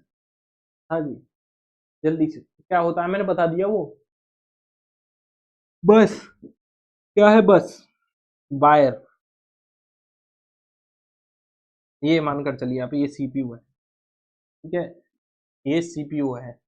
एक घटक ये है, एक घटक ये है, एक घटक ये है, एक घटक ये है, एक दो तीन, एक दो तीन, एक दो, ये जो है ये तार जो है यही है आपके बस, तो इसे क्या बोल सकते हैं? सिस्टम बस। ठीक है, सिस्टम बस। और बस टोपोलॉजी तो जो काम आती है वो होती है डिवाइसेस को कनेक्ट करने में, और जो सिस्टम बस है जो सीपीयू को कनेक्ट करने में। सीपीयू के ये समझ लीजिए जितने भी वायर वगैरह हैं सब कुछ इंटरकनेक्ट जो है क्या करती है, बस मदरबोर्ड के घटक जितने भी हैं सबको जोड़ने में हम बस का जो है काम हो। समझ आया? नहीं आया तो बताइए, दोबारा समझाता हूँ फिर। अगला क्वेश्चन देखिए, क्वेश्चन नंबर 48 आपकी स्क्रीन पर है। क्या है क्वेश्चन? निम्नलिखित में से कौन सा विकल्प सीपीयू मेमोरी में शामिल है? Secondary memory, only scratch pad memory, scratch pad memory and cache memory, only cache memory. बताइए। कैच मेमोरी तो होती ही होती है, लेकिन साथ में स्क्रैच पैड मेमोरी भी आपकी जो है सीपीयू में होती है। ध्यान रखेंगे? ध्यान रखेंगे, बताइए जल्दी से। ये काम क्या करते हैं? कैच मेमोरी क्या काम करती है? अगर पूछ ले आपसे तो ये क्या करती है? ये आपकी मेमोरी की स्पीड को ये समझ लीजिए 2 गुना 10 गुना बढ़ा देती है। कैच मेमोरी जो है फालतू की मेमोरी को अपने पास रखती है, जो काम की है वही मेमोरी जो है आपकी रन करती है। कैच जो बोलते हैं ना, कैच स्टोरेज, क्लियर कैच करिए, ठीक है। जो कैच मेमोरी है फालतू के जितने भी टास्क है पीछे बैकग्राउंड में रन कर रहे हैं उनकी मेमोरी को होल्ड करती है। अगर जैसे आपने वीडियो कहीं चलती हुई छोड़ी ना, तो ये समझ लीजिए अगर जैसे ही उस टैब पर जाते हैं वहीं से चलनी शुरू हो जाएगी या बैकग्राउंड में चलती रहेगी अगर आप कह देंगे, तो वो है आपकी क्या, कैच मेमोरी। अगर पूछ ले स्क्रैच पैड मेमोरी वो क्या होती है, तो वो क्या है, वो होती है आपकी जो सॉफ्टवेयर मैनेज्ड मेमोरी होती है ना, यानी कि सॉफ्टवेयर जितनी मैनेज करती है वो मेमोरी जो होती है, तो वो होती है आपकी क्या, स्क्रैच पैड मेमोरी। ठीक है। अब आपकी बाकी जो है वो होती है सेकेंडरी मेमोरी। सेकेंडरी मेमोरी क्या है, जैसे कि आप ये समझ लीजिए हार्ड डिस्क और आपकी HDD बोलते हैं ना, जैसे हार्ड डिस्क ड्राइव, और SSD बोलते हैं, SSD चल रही है अब तो, और आपका ये मान लीजिए पेन ड्राइव, वो सब आपकी सेकेंडरी मेमोरी में आती है। ठीक है? चलिए आगे बात करें फिर, यार थोड़ा सा और पढ़ लें इसी के बारे में। चलिए आगे बात कर लेते हैं इसके बारे में। मेमोरी में पढ़ोगे तो नींद में खो जाओगे, इतना ही पूछा जाता है, ज्यादा कुछ पूछता नहीं मेमोरी से रिलेटेड। जो पूछेगा इंपोर्टेंट वो मैं आपको बता दूंगा। संपूर्ण संगणक व्यवस्था का संचार नियंत्रित करता है ALU, सेमीकंडक्टर, मदरबोर्ड, को प्रोसेसर। अब देखिए कंप्यूटर में ऐसा भी नहीं है बिल्कुल अलग है, मैं बता रहा हूँ। अब इंटरकनेक्टेड जो है ऑप्शन आ गए हैं, अब चारों एक से ऑप्शन है। अब क्या लगाना है, तो यहाँ कंफ्यूजन होगा। The dash control communication for the entire computer system, तो कम्युनिकेशन जो कंप्लीट करता है वो करता है आपका मदरबोर्ड। मदरबोर्ड मदरबोर्ड जो है यही है आपका कम्युनिकेशन सिस्टम, जितना भी कंट्रोल करता है वो मदरबोर्ड। रखेंगे, ध्यान रखिए। ठीक है, आगे बढ़िए। कंप्यूटर के नियंत्रण इकाई कंट्रोल यूनिट के संबंध में निम्नलिखित में से कौन सा तथ्य असत्य है? असत्य पूछा है, सत्य नहीं, असत्य, गलत। कौन सा है ये आपको बताना। ठीक है। चलिए, it retrieves instruction from memory, interprets them and directs the computer operations. It processes and stores data, नहीं, यही नहीं है, प्रोसेस और स्टोर डाटा नहीं करता कंट्रोल यूनिट। ठीक है, ये जितने भी टास्क हैं वो दिखता है, डाटा से इससे कोई मतलब नहीं है। स्टोर डाटा क्या करता है आपकी, स्टोरेज, स्टोरेज करती है स्टोर डाटा। ध्यान रखेंगे, ध्यान रखिए। ठीक है, स्टोरेज करती है, ये सिर्फ ये प्रोसेस और नहीं करता, डाटा को स्टोर और प्रोसेस नहीं करता है, क्योंकि मेन पार्ट होता है कंट्रोल। कंट्रोल का मतलब कंट्रोल करना, स्टोर नहीं, कंट्रोल, सी कंट्रोल यूनिट। अब स्टोर किस में होता है, स्टोर आपकी मेमोरी में होता है। ठीक है, ध्यान रखेंगे। ये इंस्ट्रक्शन भी आपके वापस ला सकता है, जैसे कि आपने कुछ लिखा, अब न्यू इरेज कर दिया, वो वापस जाना कंट्रोल जेड दबा दो, इंस्ट्रक्शन वापस आ गए ना। वर्ड पैड में कंट्रोल जेड से जैसे हो जाते हैं, तो थोड़ा सा समझिए, ध्यान लगाइए। ठीक है। It manages and coordinates all units of the computer, नहीं ये नहीं करता। ठीक है, वो सीपीयू में आपका जो है मदरबोर्ड करता है। It is responsible for the controlling the transfer of data and instruction between other units, बिल्कुल नहीं, डाटा ट्रांसफर से तो इसे मतलब ही नहीं है बिल्कुल भी। ठीक है, ये क्या करता है, सिर्फ डाटा को जो आपका जो है, हाँ जी ये बिल्कुल सही है, सॉरी सॉरी सॉरी, वो मैंने दूसरा समझ लिया था। हाँ, कंट्रोल यूनिट की बात कर रहे हैं, मैं सीपीयू पर आ गया था। कंट्रोल यूनिट में आपका डाटा से इसको मतलब नहीं है बिल्कुल भी। ठीक है, ये आपका डाटा ट्रांसफर में भी आपका इंस्ट्रक्शन जो है, आपके जितने प्रोग्राम वगैरह जो रन होते हैं वो आपके कंट्रोल यूनिट के द्वारा ही होते हैं। कंट्रोल यूनिट ये समझिए, जो भी कंप्यूटर आपका जो कंट्रोल कर रहा है, वो प्रोग्राम्स कंट्रोल है, वो सब किसके द्वारा है, कंट्रोल यूनिट के द्वारा। क्योंकि इसका नाम ही आप समझ रहे हो, कंट्रोल। कंट्रोल का मतलब क्या है, वश में करना। निम्न में से कौन सा लिनक्स सिस्टम का कोर है, सीपीयू, मेमोरी और पेरिफेरल डिवाइस का प्रबंधन करता है और ओएस का निम्न स्तर है? ओएस क्या है आपका, ओएस होता है आपका ऑपरेटिंग सिस्टम। ऑपरेटिंग सिस्टम रखेंगे। निम्न स्तर क्या है, तो वो होता है कर्नल। कर्नल वर्जन होता है आपका कंप्यूटर के जो सॉफ्टवेयर है उसका, तो वो है इसका निम्न स्तर रखेंगे। लिनक्स सिस्टम, लिनक्स की बात करें तो, अगर बात करें जो कोर है लिनक्स सिस्टम का क्या है, तो कर्नल है, ठीक है, कर्नल बोल देते हैं जिससे कर्नल, कर्नल है आपका कोर, ध्यान रखेंगे। बताइए, नहीं ध्यान होता तो और क्या बताऊं, बताओ अब इसमें क्या बताऊं मैं, अभी आपको थोड़ा सा याद रखना पड़ेगा, ठीक है, आगे बढ़िए। लिनक्स सिस्टम थोड़ा सा पढ़ना जरूरी है। सीपीयू के पूर्ण रूप, कंट्रोल प्रोसेसिंग यूनिट, सीपीयू का, ठीक है। अगर आप कहेंगे अरे एक्सेल से तो सवाल आए नहीं, तो एक्सेल शुरू होने वाला है भाई, कभी रहना बने, एक्सेल शुरू होने वाला है। रीड राइट लाइन किससे संबंधित है, रीड और राइट, बताइए, रीड राइट, थोड़ा सा आप ध्यान लगाइए, किस में कर सकते हैं रीड राइट, रैम रोम में करते हैं ना रीड राइट, बताइए करते हैं या नहीं करते, रीड और राइट करते हैं नहीं, तो वो रीड राइट का मतलब क्या है, रीड राइट किस लाइन से बिलोंग कर रही है, द डाटा बस, डाटा, रीड राइट, रीड और राइट बिल्कुल डाटा में कर सकते हैं, लेकिन अभी आगे पढ़ लेते हैं, the control bus, the address bus, CPU बस, ठीक है, सीपीयू बस तो आपका नहीं है, सीपीयू बस तो होता ही नहीं, ठीक है, address bus, control bus, data बस, डाटा बस और एड्रेस बस, मेनली जो है एड्रेस बस क्या है, लोकेशन को आपका कंटेन करता है, क्या, फाइल की लोकेशन को, तो ये भी नहीं है। अब हो गए द कंट्रोल बस और द डाटा बस, ये आपके पास ऑप्शन है, तो रीड राइट जो आपका कंट्रोल बस के ही द्वारा होता है, कंट्रोल बस लाइन जो है किससे रिलेटेड है, कंट्रोल बस, क्योंकि टास्क रन करते हैं तो वो रीड में आ गई, ठीक है, रीड राइट हो गए, इंटरप्ट हो गए, क्लॉक हो गए, जितने भी है ना आपके, सब जो है बस, जितने भी सिग्नल है बस के द्वारा ही मैनेज होते हैं, ये कंट्रोल बस के द्वारा ही मैनेज होते हैं, क्लियर हुआ, बताइए, आगे बढ़ते हैं, फिर आगे बढ़े, आगे बढ़ते हैं।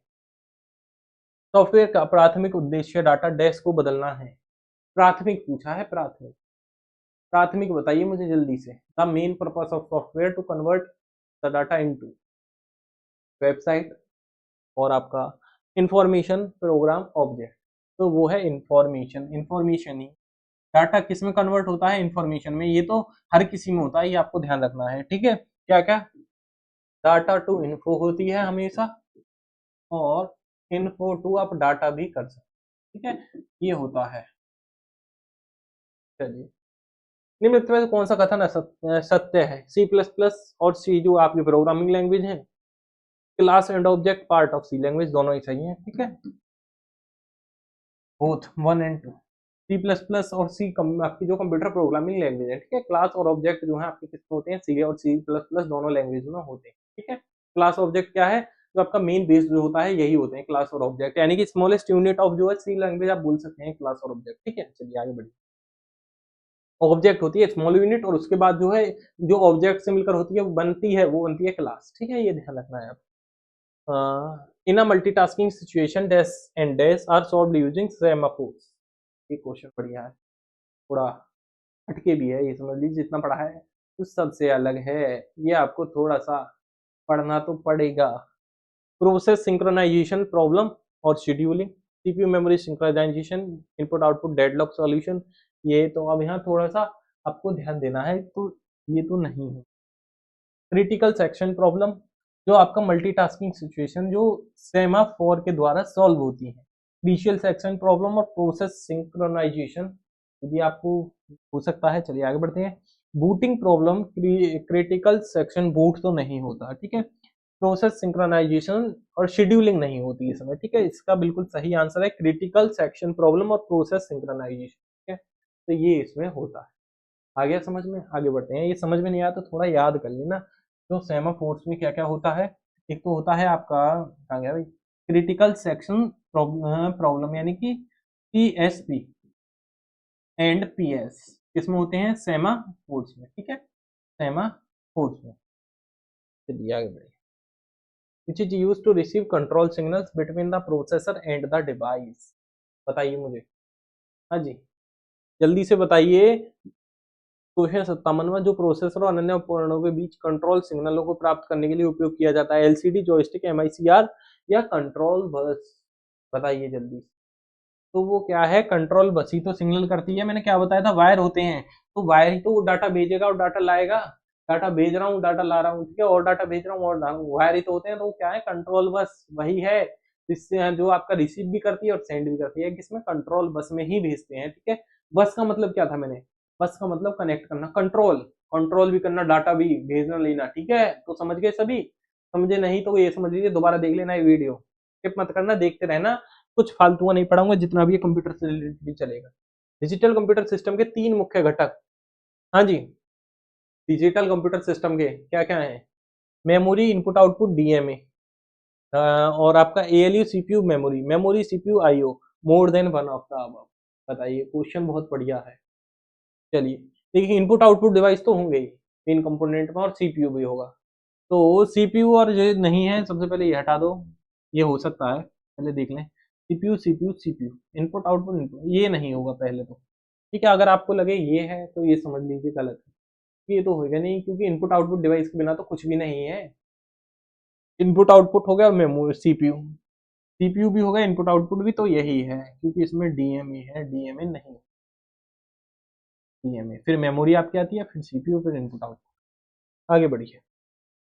कंप्यूटर में किस यूनिट को कंप्यूटर का मस्तिष्क माना जाता है? किस यूनिट को माना जाता है, जल्दी से बताइए, आसान है क्वेश्चन। मस्तिष्क मैंने कितनी बार करा दिया, ये किसे बोलते हैं, सीपीयू को तो बोलते हैं, और किसे बोलेंगे, कंट्रोल यूनिट, इसमें है नहीं, वो सीपीयू के अंदर आती है क्योंकि, ठीक है, अगर आप सोचिए मेमोरी यूनिट है, इनपुट यूनिट है, कुछ नहीं, सीपीयू है, दिमाग कंप्यूटर का। हाँ जी, हाँ जी, एमएस वर्ड शुरू हो गया। MS Word 2010 font size range का समर्थन करता है, जो डैश डैश के बीच होता है, क्या रेंज होती है फॉन्ट साइज की, बताइए मुझे जल्दी से। एमएस वर्ड की तो वो कितनी थी, 2010 के अकॉर्डिंग देखें तो वो 1 से 1638 तक, ठीक है, फॉन्ट रेंज। चलिए आगे बढ़िए, यानी कि इससे आगे नहीं बढ़ सकता था, ठीक है, यानी कि इतना था रेंज। आगे है, एमएस वर्ड 365 में चयनित टेक्स्ट के लिए नया फॉन्ट चुनने के लिए निम्नलिखित में से किस कीबोर्ड शॉर्टकट की कुंजी का, अरे बता तो दिया, कंट्रोल शिफ्ट और एफ। एफ का मतलब फॉन्ट है, कंट्रोल शिफ्ट यहाँ यूज होंगे फॉन्ट बदलने के, कंट्रोल एफ करेंगे तो फाइंड और सर्च हो जाएगा, ये भी ध्यान रखना है, ठीक है, कंट्रोल एफ नहीं करना, कंट्रोल शिफ्ट एफ करना है। अगले क्वेश्चन की ओर बढ़ते हैं, अगला क्वेश्चन देखते हैं। निम्नलिखित में से एमएस वर्ड 365 के कौन सा फीचर का उपयोग गलत बरतने वाले शब्दों को स्वचालित रूप से ठीक करने और शब्द को कैपिटलाइजेशन को सही तरीके करने के लिए किया जाता है? हाँ जी, किसका किया जाता है, ये मैंने बता दिया है आपको, किसका किया जाता है, जो सही करे, अगर आपने गलत लिख दिया, ये समझ लीजिए आपने ये लिख दिया RAM, ठीक है, और उसने कर दिया RAM, तो वो क्या करेगा, वो ऑटो करेक्ट ही तो करेगा, ऑटो करेक्ट, ऑटो फॉर्मेट नहीं, ऑटो टेक्स्ट, ऑटो फिल कुछ होता ही नहीं, ठीक है, ऑटो करेक्ट। एमएस वर्ड 365 में एक छोटे पक्षभाग के साथ या बिना उसके ऐसे विशिष्ट टेक्स्ट बॉक्स जो जिसे डॉक्यूमेंट पर किसी विशेष स्थान और इंगित करता है, डैश कहलाता है, क्या कहलाता है, ये आपको क्या कहता है, अब समझ लीजिए। इंग्लिश में थोड़ा मैं पढ़ देता हूँ, अच्छा मुझे समझ में आता है, हिंदी में ये है, इंग्लिश में पढ़ के आपको हिंदी में अच्छा समझा सकता हूँ, हिंदी में पढ़ के हिंदी में समझाने में प्रॉब्लम आती है। MS Word 365, a specific text box with or without a small side part that points to a particular place in a document is called, तो वो होता है आपका कॉल आउट। कॉल आउट का मतलब थोड़ा सा हाईलाइट कर देना, कॉल आउट का मतलब, कॉल आउट मतलब क्या, बुरा लेना, ये भी आप बोल सकते हैं। तो स्पेसिफिक टाइप ऑफ टेक्स्ट है, ये ध्यान रखेंगे। Text box with or without a small side part that points to a particular place in a document, ठीक है, चलिए। In a MS Word document, which one of the following keyboard shortcut adjust a line spacing to 1.5 for the current selection, यानी कि आप 1.5 कौन सी की से shortcut की से कर सकते हैं, बताइए मुझे कौन सी शॉर्टकट की है। ये पीडीएफ आपको मिल जाएगी, नीचे डिस्क्रिप्शन में लिंक भी है, ठीक है, टेलीग्राम पे ज्वाइन हो जाना। कौन सी है तो आप समझ लेंगे, देखिए ऑल्ट 1.5 कैसे हो जाएगी, हेड दबा देंगे आप कंप्यूटर में, क्या 1.5 दबा देंगे, कैसे दबाएंगे, देखिए कीबोर्ड में कंट्रोल दबाया, फिर प्लस दबा, प्लस तो चलिए, फिर वन दबाया, फिर पॉइंट दबाया, फिर 5, 1 2 3 4, कितनी की दबा ली, ये तो कुछ नहीं होगा, ये समझ लेना, ये कर दिया तो गलत है, बिल्कुल बेकार है। आपको क्या करना है, कंट्रोल 5 दबाना है, 1.5 का जो है आपका करंट लाइन के बीच स्पेसिंग आ जाएगी। निम्नलिखित में से कौन सा पेन टास्क पेन और कौन सा पेन टास्क पेन में उपलब्ध नहीं है, one of the following panes is not available in task pane, ये बढ़िया क्वेश्चन है, आराम से बता सकते हैं। ऑप्शन आपकी स्क्रीन पर है, getting started, clip art, word art, search result. तो इसमें आप देखेंगे जो टास्क पेन में नहीं है वो वर्ड आर्ट जो आपकी अलग होती है। वर्ड आर्ट क्यों होती है, टेक्स्ट को आपको और अच्छा करने के लिए, स्ट्रोक वगैरह लगाने के लिए, 3D में शेडो वगैरह जितनी भी है वर्ड आर्ट में होती है, ठीक है। बाकी जो टास्क पेन में आपकी जो क्या क्या हो जाते हैं, गेटिंग स्टार्टेड भी मिल जाए, क्लिप आर्ट भी मिलता है और सर्च रिजल्ट भी मिलता है, ठीक है, ध्यान रखिए, ध्यान रखना है। Which does font size refer to? Text alignment, text colour, size of text character, boldness. Size ही तो है, text size, size of text. आसान है, इसमें क्या मैं दोबारा बताऊं? साइज वही तो, सीधा सीधा दोनों में साइज बोल दिया। अब बताओ और क्या लोगे, बच्चे की जान लोगे? आगे बढ़िए। बुलेट और नंबरिंग एमएस वर्ड 2007 में कहाँ उपलब्ध होते थे? बढ़िया क्वेश्चन। एमएस वर्ड 2007 में बुलेट और नंबरिंग बताइए कहाँ होती थी? तो ये आपको ध्यान रखना है, ये होती थी पैराग्राफ ग्रुप में, पैराग्राफ ग्रुप में। ठीक है, चलिए। बुलेट और नंबरिंग क्या होता है? देखिए ये 1 2 3 4, अगर मैंने बिना लिखे भी ऐसे बुलेट में कर देता है, नंबरिंग कर देता, तो ऐसे ABCD भी चेंज कर सकता था, पॉइंट भी लगा सकता था। ठीक है, बुलेट और नंबरिंग ये होते हैं। Which one of the following statement in Avesworth is accurately describe the difference between bullets and numbering in a document? Bullet क्या है? बुलेट पॉइंट्स हैं, नंबरिंग नंबर है, बस ये देख लीजिए। Bullets can be applied to individual paragraph while numbering applied to, गलत है। In documents formatting, bullets can be number are not applied and are used to graphic design. Graphic कहाँ आ गया भाई? यहाँ से bullets are used for unordered list while numbering is used for order list. Bullets and numbering serve the same purpose, can be used interchangeably. चलिए अब ये देखिए, यहाँ दो ऑप्शन आपको घुमा दिए। अब दो ऑप्शन में आप यहाँ कंफ्यूज होंगे, किस किस में? यहाँ अब आपको लगेगा कि सी है कि डी है, कि सी है कि डी है। तो थोड़ा सा मेरी यहाँ ध्यान देना आप। Bullets can B use for unordered list, ठीक है, while numbering is use for ordered list.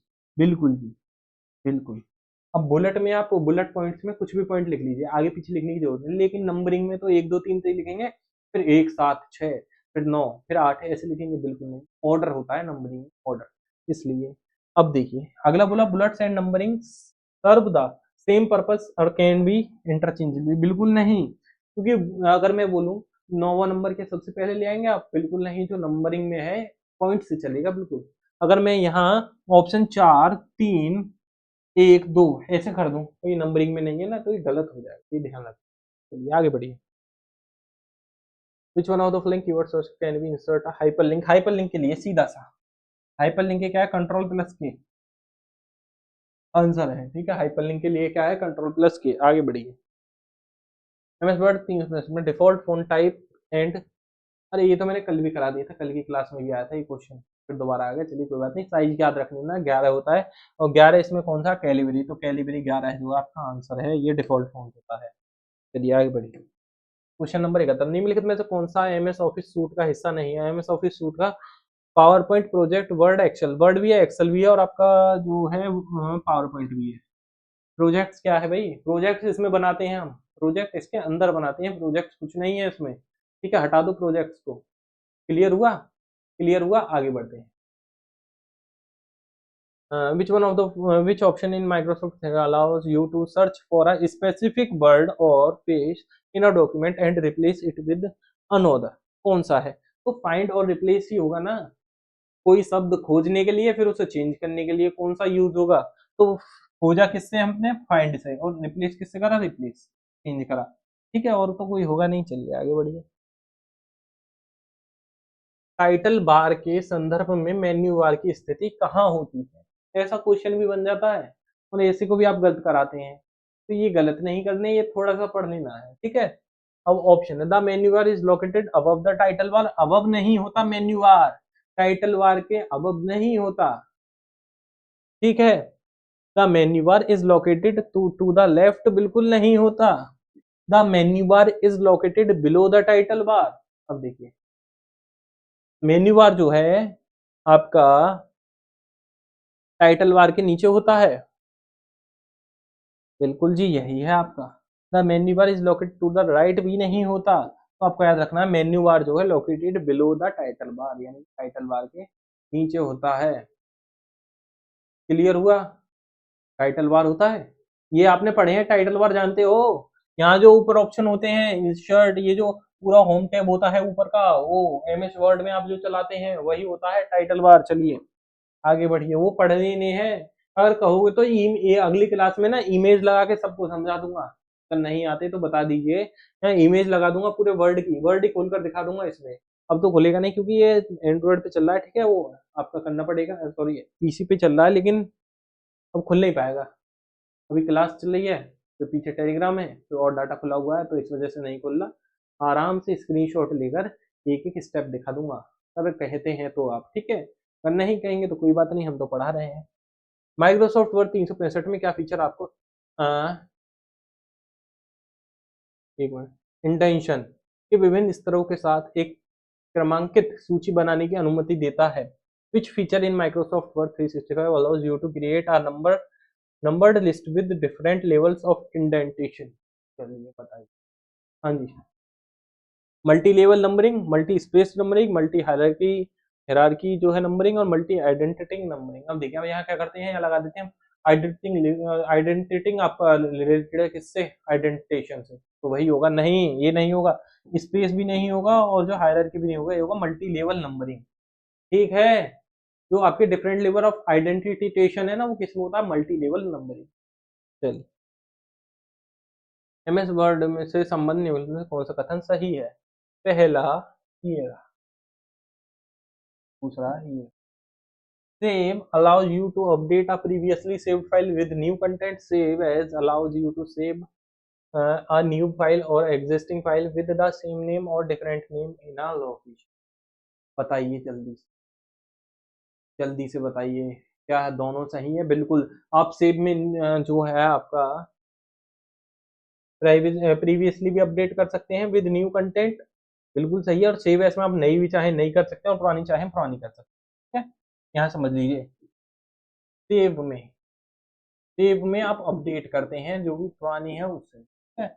और सेव एस में नई चाहो नई कर लो, पुरानी चाहो पुरानी, न्यू और ओल्ड कुछ भी कर लो इसमें, ठीक है, सेव एस में।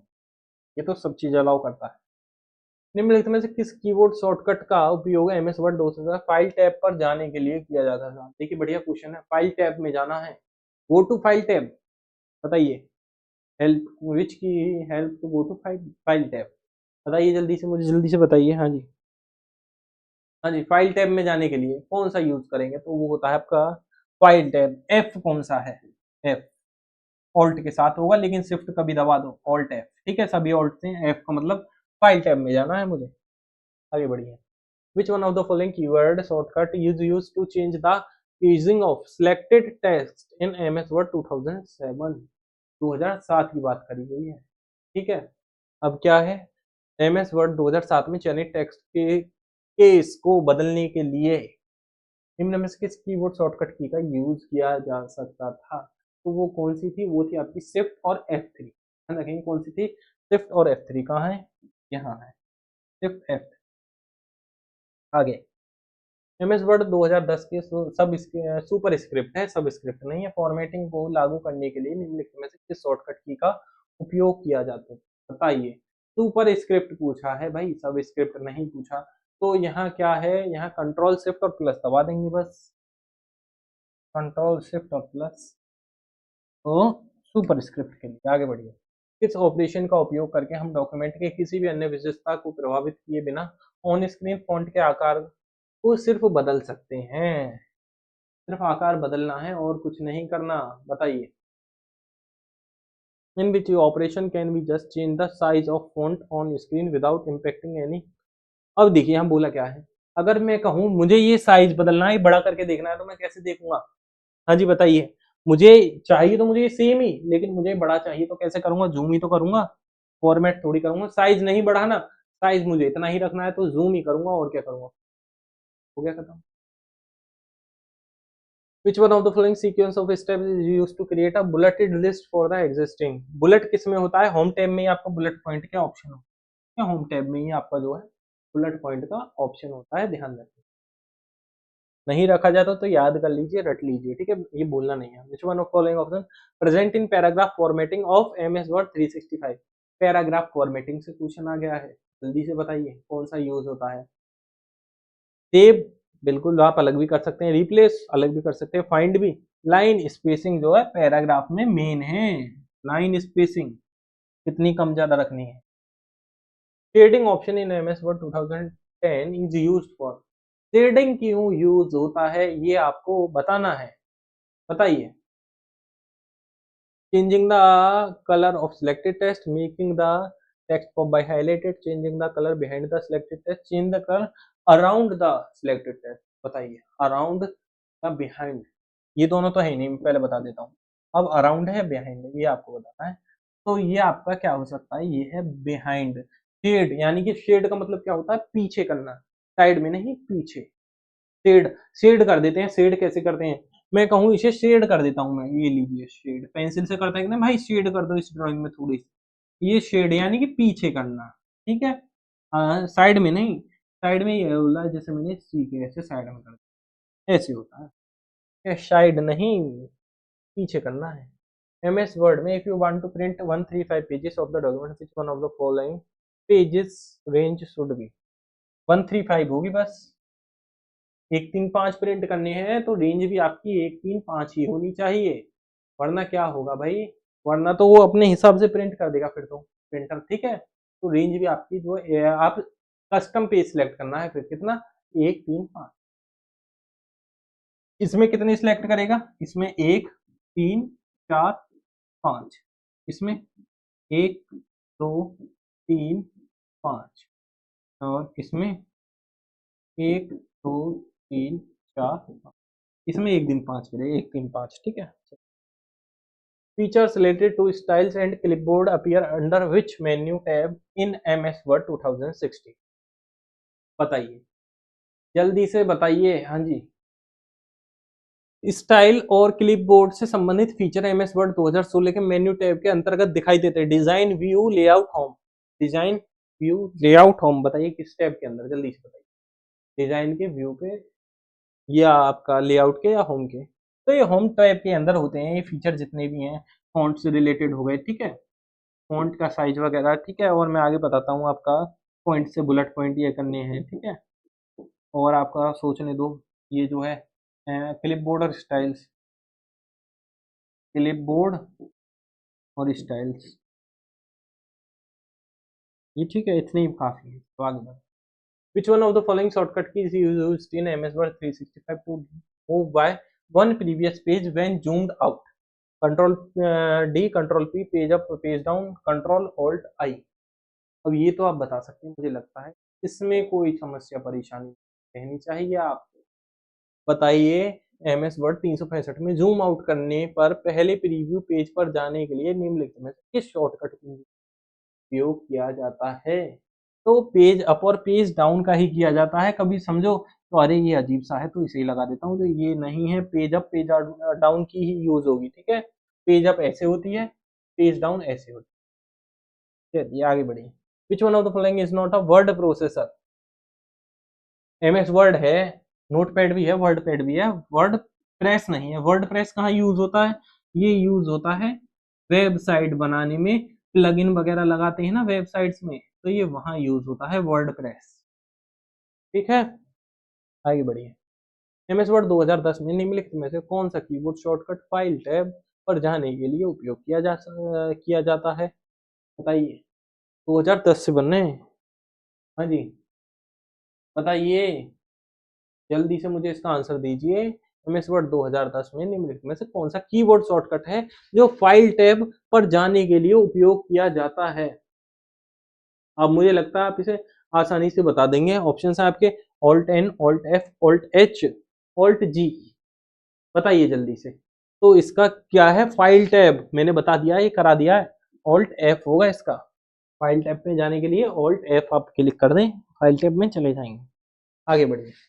Which one of the following bars in MS Word indicates information about the current document? अब करंट इंफॉर्मेशन जो है करंट डॉक्यूमेंट की कहाँ होती है, बताइए जल्दी से। इंफॉर्मेशन किस में होती है, tool bar, title bar, status bar, menu bar. तो ये किस में होती है, स्टेटस बार में। वो डॉक्यूमेंट का स्टेटस दिखाता है, कंप्लीट इंफॉर्मेशन दिखाता है डॉक्यूमेंट के बारे में। चलिए आपको बताना है वर्ड प्रोसेस का जो है फाइल है उसका एक्सटेंशन नहीं है। इनमें से 3 एक्सटेंशन है, एक नहीं है, कौन सा नहीं है ये आपको बताना है। तो वो कौन सा नहीं है, वो है आपका बैट। आगे बाकी तीनों एक्सटेंशन है।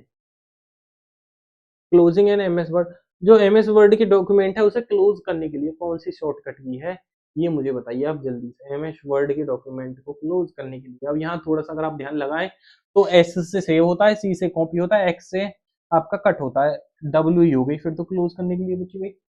क्या है, डब्ल्यू का मतलब क्या लगाऊं, डब्ल्यू का मतलब है विंडो, क्लोज आकर आप विंडो पर आ गए, सीधी सी बात, ठीक है।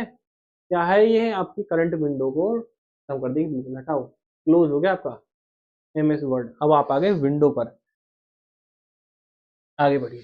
एमएस वर्ड तालिका में कॉलम की अधिकतम संख्या, अधिकतम वर्ड में पूछा है, एक्सेल में नहीं पूछा। वर्ड में अधिकतम होते हैं आपके 63 कॉलम, ठीक है, 63 कॉलम। आगे आ जाइए, ये मैं ज्यादा नहीं बता रहा क्योंकि इनमें ज्यादा थ्योरी है नहीं, ठीक है। तो जो मेन मेन है वही मैं बता रहा हूँ आपको, वही आप पढ़ लीजिए, वही आपके काम की है, और उससे ज्यादा लेना देना है नहीं। आगे आइए, हाँ जी। हाँ, एमएस वर्ड 365 में निकल सकते हैं, किस विकल्प से आप पैराग्राफ में टेक्स्ट को बाएं ओर से दाएं ओर मार्जिन पर संरेखित कर सकते हैं जिससे एक आकर्षक डॉक्यूमेंट बनाना है। तो वो किससे होगा, दोनों तरफ थोड़ा सा गैप छोड़ दो, तो वो होता है जस्टिफाई, और इसे बोल देते हैं जस्टिफिकेशन, ठीक है। यही आपका आंसर है। आगे बढ़िए, निम्नलिखित में से किस प्रोग्राम सॉफ्टवेयर का प्रयोग वर्ड डॉक्यूमेंट बनाने के में नहीं करते, किसका नहीं करते, फिर वही ऑप्शन क्वेश्चन आ गया। अडोब एक्रोबैट रीडर क्या है, ये है पीडीएफ रीडर, डॉक्यूमेंट नहीं बना सकते, इससे पीडीएफ रीड कर सकते हैं, बाकी जो है इनसे बना सकते हैं जितने भी हैं। आगे बढ़िए, एमएस वर्ड 365 में निम्नलिखित में से कौन सी क्रिया डॉक्यूमेंट क्रिएशन प्रक्रिया का भाग है, डॉक्यूमेंट क्रिएशन की प्रक्रिया का भाग बताना है अब आप। चलिए ऑप्शंस आपके स्क्रीन पर है। Saving the document with a new name, printing the document, inserting a table of contents, applying formatting to text, ये आपके ऑप्शन। तो इसमें जो है डॉक्यूमेंट क्रिएशन का प्रोसेस जो है सेव, अब डॉक्यूमेंट क्रिएट कर रहे हो उसे सेव तो करोगे ना किसी नाम के साथ। अब मानकर चलिए प्रिंट से क्या कर लिया, सेव थोड़ी हो गई, और insert of table, table insert करने से क्या है, टेबल ही तो बन जाएगी, सेव थोड़ी हुई। तो डॉक्यूमेंट जब ही तो बनेगा जब वो सेव होगी। अप्लाइंग फॉर्मेटिंग टेक्स्ट, चलिए टेक्स्ट बढ़िया बना लिया, अगर वो सेव ना हुई तो क्या फायदा। हम टेक्स्ट टेक्स्ट जो बेकार से बेकार बना लीजिए, प्रिंट बिल्कुल मत करिए, ठीक है। और मैं कह रहा हूँ टेबल भी मत लगाओ, पर सेव तो कर सकते हैं, डॉक्यूमेंट प्रोसेस का पार्ट तो है वो, तो क्या है इसमें, ये बिल्कुल सही आंसर। आगे बढ़िए, अगला और जो क्वेश्चन है आपकी स्क्रीन पर है, ऑप्शन बोल रहा था मैं। वर्ड प्रोसेसर का निम्नलिखित में से कौन सा फीचर आपको स्वचालित रूप से अगली लाइन में जाने के लिए सक्षम बनाता है, और जब आप एक लाइन को टेक्स्ट से पूरी तरह भर देते हैं। चलिए सबसे पहले मैं बता दूं, अगर ऐसा ना कहता, अगर ये कहते तो सिर्फ अगली लाइन में जाना है, लाइन नहीं भरनी, तो कौन सा होता, तो आप बोलते भाई एंटर, एंटर मार के ही तो अगली लाइन पे जाते हैं, लेकिन यहाँ इसने एंटर नहीं बोला, तो बोला फिर कैसे जाओगे, अब मैं एंटर दे ही नहीं रहा। अब बताओ, तो वो क्या स्ट्राइक थ्रू होता है, या कॉपी और पेस्ट होता है, कट और पेस्ट होता है, वर्ड रैप होता है, देखिए वो होता है वर्ड रैप, ध्यान रखना है, ठीक है। कट पेस्ट से क्या होगा, कट पेस्ट से कॉपी पेस्ट हो जाएगा बस, और जो कॉपी पेस्ट से भी कॉपी ही होगा, और पेस्ट से दोबारा चिपक जाएगा। स्ट्राइक थ्रू कोई काम का नहीं है आपके यहाँ, ठीक है। स्ट्राइक थ्रू आगे जाने के लिए, आगे बढ़ते हैं। हाँ जी, फॉन्ट ग्रुप डायलॉग बॉक्स के किस टैब में एमएस वर्ड 2010 में फॉन्ट इफेक्ट लागू करने के विकल्प हैं। हाँ जी, which tab in the font group box contains option to apply font effects in MS Word 2010? Options आपके स्क्रीन पर हैं, जल्दी से मुझे बता दीजिए इसका आंसर क्या है, फिर आपके क्वेश्चन 100 होने वाले हैं, फिर हम भी आपसे विदा लेते हैं आज की क्लास से, ठीक है। 100 क्वेश्चन आपके खत्म करने वाले हैं हम। तो वो कहाँ होगा, फॉन्ट कहाँ छेड़छाड़ कर सकते हो, फॉन्ट टैब में ही तो करोगे, और कहाँ करोगे बताओ। स्टैंडर्ड टूल बार में कर लोगे, टेक्स्ट इफेक्ट्स में टेक्स्ट इफेक्ट ही तो, फॉन्ट थोड़ी बदल लोगे, कैरेक्टर स्पेसिंग से स्पेस ही तो बढ़ा लोगे, फॉन्ट थोड़ी बदल जाएगा। Dash means making change to your text, बताइए। सिलेक्टिंग, ट्रांसफरिंग, कॉपिंग, एडिटिंग, हाँ जी बताइए जल्दी से। मेकिंग चेंज, टेक्स्ट बदलना है तो एडिट करोगे जब भी तो टेक्स्ट बदल जाएगा, तो एडिटिंग इसका आंसर है। 99वां क्वेश्चन, एमएस वर्ड 365 में आप सेव एज फंक्शन को कैसे एक्सेस करते हैं, सेव एज को एक्सेस कैसे करते हैं, अभी आपसे पूछा है क्वेश्चन, सेव एज को एक्सेस करना है। तो ऑप्शन है by clicking the save icon, by right clicking the document and selecting save as, by using the keyboard shortcut key control S, by going to the file tab and selecting save. File tab में ही मिलता है save as, ध्यान रखना है, ठीक है। File tab में जाना है जब सेव एज दबाना है, वरना वहां से सेव होता है कंट्रोल एस से। और जो है आपका ये जो बोल रहा है ना भाई right clicking the document and selecting save as, तो ये कोई ऑप्शन ही नहीं आता, ये जो बोल रहा है ये सिर्फ आपको पागल बना रहा है, तो ध्यान रखना है। ऐसे आपको चोरों से बचना है, और आंसर देना है किस पे, फाइल टैब में जाके जब सिलेक्ट करेंगे सेव एज, ठीक है जी। चलिए आगे बढ़िए, अंतिम क्वेश्चन, एमएस वर्ड 2010 में निम्न में से किस फीचर का उपयोग सामान्य प्रकार से लाइन में बहुत से छोटे अक्षरों की या संख्याओं को टाइप करने और टेक्स्ट की लाइन से थोड़ा ऊपर से करने के लिए किया जाता है। क्या है वो? क्या है? तो वो होता है आपका सुपर स्क्रिप्ट। अब मैं समझा देता हूँ। सब स्क्रिप्ट तो ये है, जैसे कि H2O सुपर स्क्रिप्ट है, H2O, एच का स्क्वायर ओ बोल सकते हैं, एच का स्क्वायर मान लीजिए, ठीक है। ये मैं समझा रहा हूँ ना, ऐसे दो का स्क्वायर लिखना है ना तो ऐसे लिख दो, तो ये सुपर स्क्रिप्ट हो गया बस, ठीक है। आज की 100 बिल्कुल क्वेश्चन खत्म हो चुके हैं आपके, ठीक है। तो हो चुके हैं खत्म। नीचे टेलीग्राम में, वहां से ज्वाइन कर लीजिए। बाकी क्लास अच्छी लगी हो तो लाइक कर देना, चैनल पर नए हैं तो सब्सक्राइब कर देना। और कोई डाउट वगैरह हो तो वो आप हमसे पूछ सकते हैं। आज की क्लास में इतना ही रखेंगे, ठीक है। कमेंट जरूर करके जाना, अगर यहाँ तक आप आए हो तो कमेंट जरूर करके जाना और मुझे बता के जाना क्लास कैसी लगी, ठीक है। पूरी आपकी 2 घंटे, दो मेरे हिसाब से ये हो गई होगी आपका 1.5 घंटे के लगभग क्लास होगी। 1.5 घंटे की क्लास है, 100 क्वेश्चन करा दिए। अब यहाँ से क्वेश्चन जो है आपके जरूर फंसेंगे इन 100 क्वेश्चन में से। तो ये बिल्कुल पूरे अच्छे से क्लास करना। अगर आप आखिरी में स्किप करके आए हो तो ये समझ लो मैं बाद में बता रहा हूँ क्लास की फीलिंग कैसी रही है कराने के बाद। क्लास बिल्कुल बढ़िया रही है। तो क्वेश्चन फटाफट कराएं, ज़्यादा टाइम लिया नहीं है। तो पेपर में भी ज़्यादा टाइम नहीं है। CGL, दिल्ली पुलिस, कोई भी अन्यथा आपका कोई भी कंप्यूटर का एग्जाम है, RRB का हो गया, सब में ये जो है आपकी ये समझ लीजिए नंबर 1 रहने वाली है। क्वेश्चन यहीं से बनने वाले हैं।